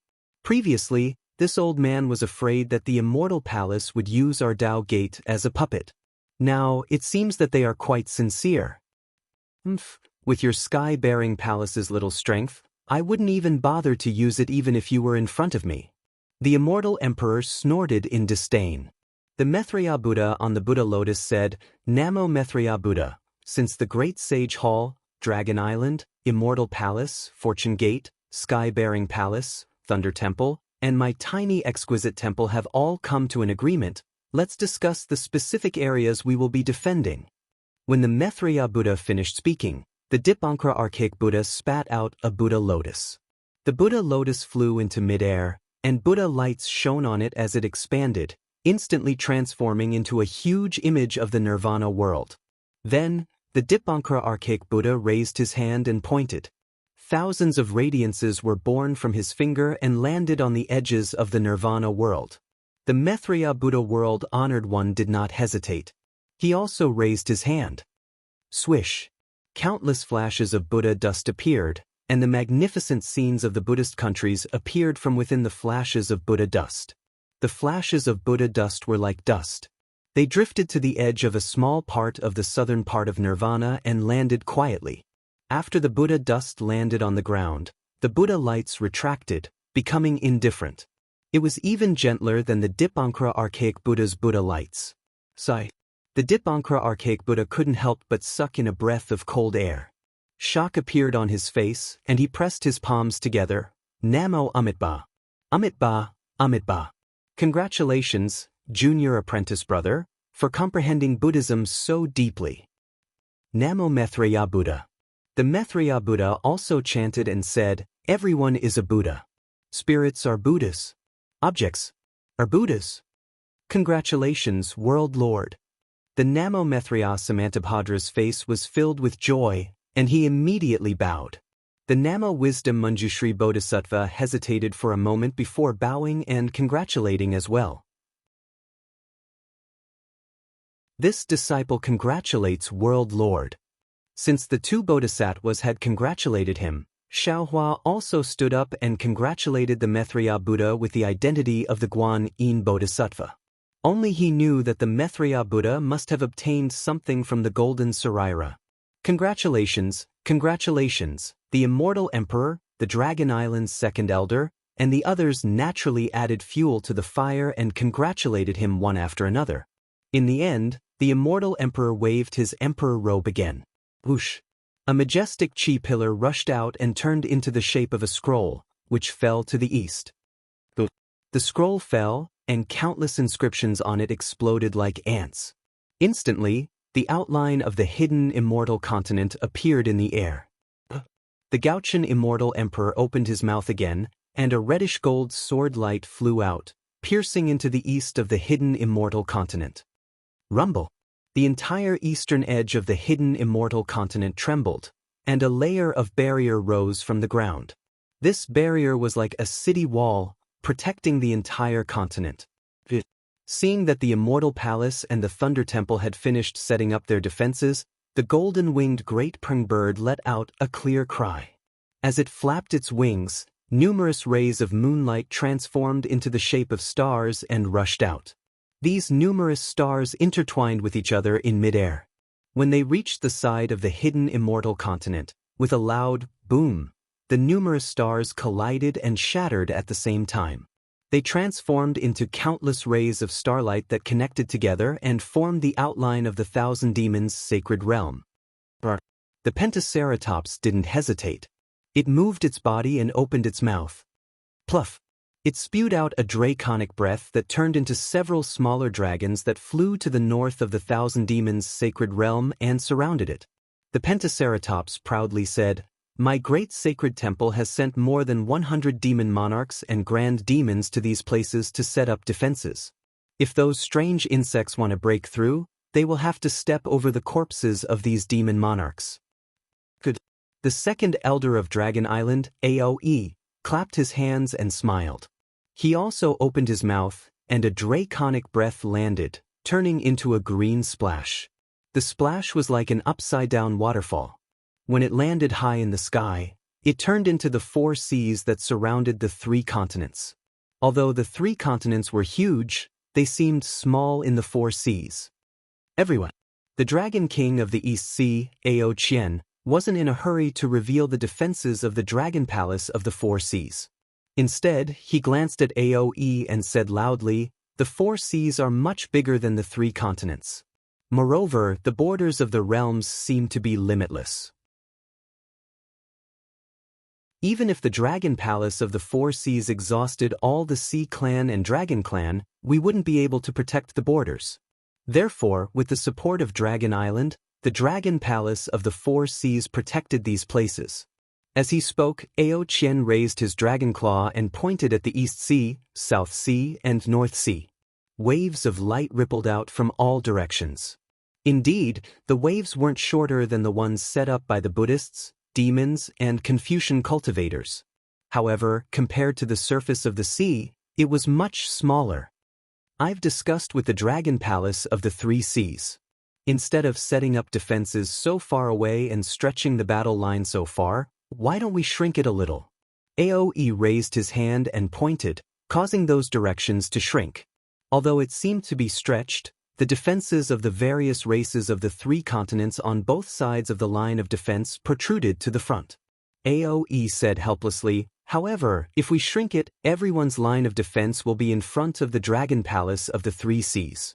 If strange insects attack us, we'll be attacked from the back." The Immortal Emperor Gouchen pondered for a while and answered, "Why don't we retreat all the lines of defense, and let the humans and demons in front of the lines of defense? Move to the back of the lines of defense." Amitba. It's easy to set up defenses, but it's difficult to retreat. The Dipankara archaic Buddha's face became even more bitter. Let's take a look at the West Sea first. Immortal Emperor Gouchen looked at Xiaohua and the primordial chaos ancestor and said, "Then, we'll discuss it again." Alright. Xiaohua nodded and asked Ao Qian, "How's the West Sea Dragon Palace's defenses? How many oceanic races and dragons do they have?" Ao Qian raised his hand and pointed, causing a similar wave to rise. However, this wave was pitifully short. Then, Ao Qian gave a simple explanation of the West Sea Dragon Palace's defenses. Xiaohua pinched his chin and stared in the direction of the West Sea. He seemed to be deep in thought, as if he was thinking about how to set up the defenses. He also seemed to be looking at another place through the West Sea. The primordial chaos ancestor looked at Xiaohua and smiled, while Dao Master Xiao is thinking, "I'll throw out a brick to attract jade." With that said, the primordial chaos ancestor raised his hand above the cloud below him. A ray of light turned into a flying sword and shot into the West Sea. Splash! The sound of water splashing could be heard as a small defensive line connected to the West Sea Dragon Palace's side. Looking at the defensive line that was much smaller than the West Sea Dragon Palace's, the primordial chaos ancestors spoke humbly, but there was a hint of pride in his tone as he said, "This old man's sky-bearing palace is lacking in manpower. I'm afraid this is all I can do. And it's already not bad." Immortal Emperor Gochen nodded and said, "You didn't hide anything this time. This old man doesn't dare to hide anything in the face of a great enemy." The primordial chaos ancestor laughed and said, "Now, it's time to see the Fortune Gate's strength." Xiaohua still didn't make a move. He only frowned as he looked at the water surface. After half the time it takes to brew a cup of tea, Xiaohua raised his hand and pointed at the sky-bearing palace's side. Shua! Waves that were several times larger than the sky-bearing palace's size appeared. The primordial chaos ancestor's expression changed slightly when he heard Xiaohua say, "The heavenly paradise river dragon tribe led by Jiang Hong is proficient in water. They don't have a lot of people, but they can cover a large area. We can let them set up their defenses here." Heavenly Paradise River Dragon Tribe? The primordial chaos ancestor's eyes turned rapidly as he looked at the waves in a daze. Then, Xiaohua pointed at the water surface again. The primordial chaos ancestor secretly let out a sigh of relief, but Xiaohua said, "The dragon tribe led by Ao Zhan is more capable. They can set up their defenses here." Ao Zhan? Ao Zhan? The primordial chaos ancestor obviously didn't know who Ao Zhan was. However, when he saw Ao Qian nodding his head, he knew that Ao Zhan was also an unusual member of the dragon tribe. His expression turned even uglier. "As for my Fortune Gate's disciples." Xiaohua raised his hand and waved it. A ray of light shot out like a bolt of lightning and landed on the surface of the sea. A huge wave rose like the rising tide, covering the entire West Sea's edge. Xiaohua said proudly as everyone looked at each other, "They can set up their defenses here." The primordial chaos ancestor's face was ashen as the jealousy in his heart grew stronger. He could easily tell that the so-called Fortune Gate's disciples were not nurtured by Xiaohua alone. They must be Su Ji's painstaking efforts, and these disciples that could make the three mainland's forces tremble in fear should be his. "Xiaolongshi," Aoe blurted out, "Are you sure? Your Fortune Gate actually has such strength?" Xiaohua shrugged and smiled. "This Xiao also didn't want to expose our strength, but my Fortune Gate is different from everyone else. We don't have any foundation in the three mainlands, so we can go all out without any backup. These troops are all of my Fortune Gate's disciples. Moreover, if my Fortune Gate doesn't put in effort, how can the West Sea's immortal mountains belong to my Fortune Gate?" "And that's true." Immortal Emperor Gochen nodded cautiously. "What Xiao Lei said is true. If I didn't worry about the Immortal Palace, I would have sent out my troops to set up the defenses. It would have been the same." "Your Majesty is joking." Xiaohua looked at Dongfang Qianghao and then at Immortal Emperor Gochen. He smiled and said, "Whether it is the Immortal Palace or the four great families, any one of them would have more disciples than my Fortune Gate. Forget it, let's not talk about this." Ao Qian waved his hand and said, "Previously, this old man didn't know that the Fortune Gate's disciples were so strong, so I limited the Fortune Gate's disciples to the West Sea. Now, it seems like Xiaolongshi, can you transfer Jiang Hong's Heavenly Cave River Dragon Tribe to the South Sea to assist the South Sea Dragon Palace?" Xiaohua immediately understood Ao Qian's intention. He was worried that Jiang Hong would take the opportunity to take down the West Sea Dragon Palace. Unfortunately, how could Xiaohua let him succeed? Xiaohua smiled and said, "Jiang Hong has been to the South Sea Dragon Palace before, and there is some conflict with the South Sea. If the Heavenly Cave River Dragon Tribe were to set up defenses there, it would definitely cause a conflict. Why don't we send the other Fortune Gate's disciples to the South Sea?" Xiaohua waved his hand, and a ray of light flew into the South Sea, causing waves to surge. Ao Qian opened his mouth, wanting to transfer Jianghong to the North Sea. However, when he thought about Jianghong's grudge with the North Sea, he shut his mouth. He wanted to transfer Jianghong to the East Sea, but the East Sea was too far away from the West Sea. If he were to ask, it would be too harsh. Set up the defensive lines and withdraw. The Dipankara archaic Buddha looked at them and said. Then, all the Exalt realm cultivators waved their hands and withdrew their defensive lines. When all the defensive lines formed an irregular circle, they stopped. Yes. The Gochin Immortal Emperor nodded and said, let's do it this way. Let's hurry up and send a message to our people to retreat. Amitba, Amitba. The Dipankara archaic Buddha glanced at the Maitreya Buddha and raised his hand, causing a ray of Buddha light to enter the void. At the same time, the Immortal Emperor and the golden-winged Great Roc sent a message to their disciples waiting outside the Lingyun side hall. Then, the Buddhists, Daoists, Confucians, and dragons discussed the details in detail and exchanged a few opinions. Aoe looked at the defensive circle that had taken shape and frowned. Everyone, our races are now working together to resist the strange insects in the outer realm. We must cooperate and help each other. After all, the alien insects might not attack at the same time. We can concentrate our forces to kill the alien insects that appear at a certain location. However, our 4 seas dragon palaces have ancient teleportation formations that are connected to each other, while the 3 continents don't have any teleportation formations. It's fine for us to fly around, but those disciples are a little troublesome. We can only support them from nearby. If they're slightly further away, a huge flaw might appear. Our demon race's Great Sage Hall has a Sage Hall passageway that can be used only.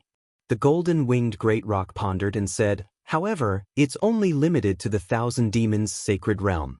This won't affect the battle much. Without a teleportation formation, it's also troublesome to send messages.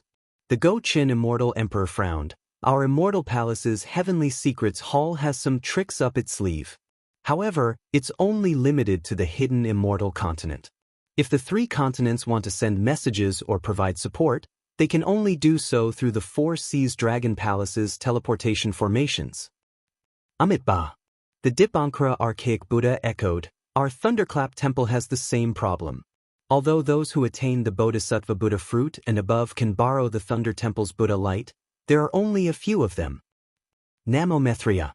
The Maitreya Buddha's world sovereign clasped his palms together and said, our exquisite temple has some guardian heavenly kings who know how to set up a teleportation formation. However, their teleportation formation collapses easily and can only be used temporarily. Moreover, the distance is limited. Although our Confucian cultivators' 10,000 miles sound transmission can't send us far. Dongfang Qianghao suggested, we can send more disciples to connect them. The problem of sending messages should be solved. While everyone and the demon race were discussing, Xiaohua was discussing with the Thunderbolt Master in his mind. After a while, Xiaohua had an idea in his mind and said, everyone, our Fortune Gate's disciples can set up short-distance teleportation formations on the 3 continents for disciples. Moreover, our Fortune Gate also has teleportation formations that connect the hidden Immortal continent, the Pure Land of Bliss, and the 1,000 Demons' sacred realm. As soon as Xiaohua's words came out, the entire place fell into a dead silence. Even a drop of water could be heard clearly. What? You don't believe me? The corners of Xiaohua's mouth curled up into a faint smile. Sigh, of course we believe you. Immortal Emperor Gochin sighed and said, I've been waiting for you to say that. Xiaohua laughed and said, so everyone has already thought of that person. That person Xiaohua was referring to was naturally Su Ji and Fairy Xingyu. Of course, Aoe smiled and said, if it wasn't for the teleportation formation that connected the 3 continents, how could Zhai Xing Lu send messages so quickly? Moreover, on this day of the Dao Gate's annihilation, if there's anyone who can set up a teleportation formation, it can only be that person. Xiaohua was secretly delighted and said with a smile, since everyone already understands, then I don't have to explain. To use the teleportation formation on the 3 continents, it costs 100 top-grade origin stones every time. Our fortune gate will help each continent build a teleportation formation, and the materials will be provided by you. Moreover, after it's completed, every time. Master Xiaohua. Dongfang Qianghao smiled bitterly and said, Master Xiaohua, have you fallen into a money grubber?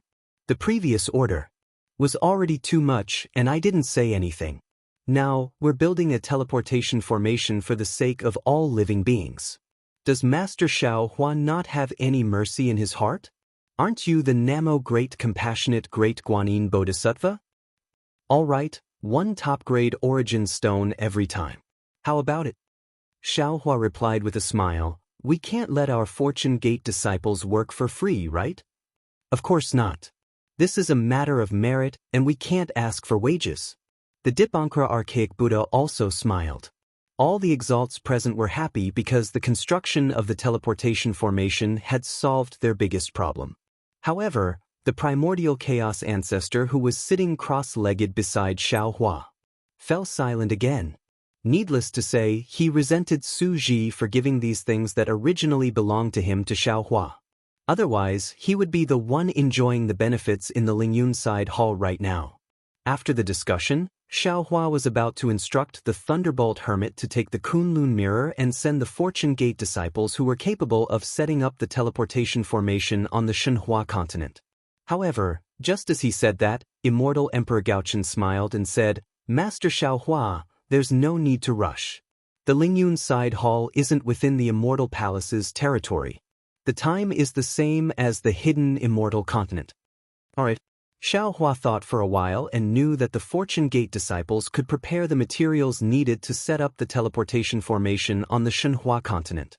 He nodded and took out a few jade eyes and passed them to Immortal Emperor Gaochen, the golden-winged great rock, and the Dipankara archaic Buddha. He said, these are the materials needed to set up the teleportation formation. Please prepare the materials according to the distance and location of the teleportation formation. When my Fortune Gate disciples arrive, you can start setting up the formation. Sure. The three exalts took the jade eyes and used their divine abilities to look at them. Then, they passed them to the disciples waiting outside the Lingyun side hall and hurriedly sent them out.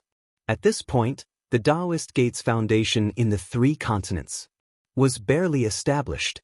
When a sect wanted to integrate into the entire world, other than strength, it would be useful. Only when there was value in using each other would there be meaning in their existence. Although Xiaohua was powerful, and the Fortune Gate's army was a force to be reckoned with in the three continents, the Immortal Palace, Thunder Temple, Great Sacred Hall, and Dragon Island all had their own forces. However, building a teleportation formation wasn't something that other sects could do. Only the Fortune Gate could do it. It wasn't hard to imagine that the Daoist Gate could only stay in the West Sea for now. However, after the teleportation formation was completed and the Daoist Gate killed the world-destroying monstrous worm, the three continents would have to rely on the teleportation formation. Whether it was the monster race or the human race, they would all think of the Fortune Gate. Of course, there was also the possibility of the Daoist Gate's Grand Ascension stage experts like Xiaohua, so the possibility of that happening was greatly reduced. Seeing how Xiaohua and the Fortune Gate were so highly regarded, the Grand Mist Ancestor became even more jealous. However, he still forced a smile on his face and said, Thank you, Daoist Xiao. With the teleportation formation, our Daoist Gate can establish itself in the three continents. No, we should thank that senior. Xiaohua also smiled and said, although he didn't directly let the Daoist Gate take root in the three continents, he has already put in a lot of effort. This Xiao is merely standing on his shoulder. The Grand Mist Ancestor nodded in agreement. Everyone. At this time, Immortal Emperor Gaochen raised his voice and said, Today's discussion ends here. Everyone, take a look and see if there is anything missing. If there isn't, I invite the Empress to hold a banquet at the Jade Lake. We won't rest until we are drunk. Since the discussion had reached this point, there was naturally nothing left out. The venerables shook their heads. Immortal Emperor Gaochen smiled and said, Everyone, please wait a moment. I invite the Empress to hold a banquet at the Jade Lake. You're tuning in to the Wang Lin's journey, YouTube channel. Don't forget to subscribe and join us on this journey to catch the most captivating stories.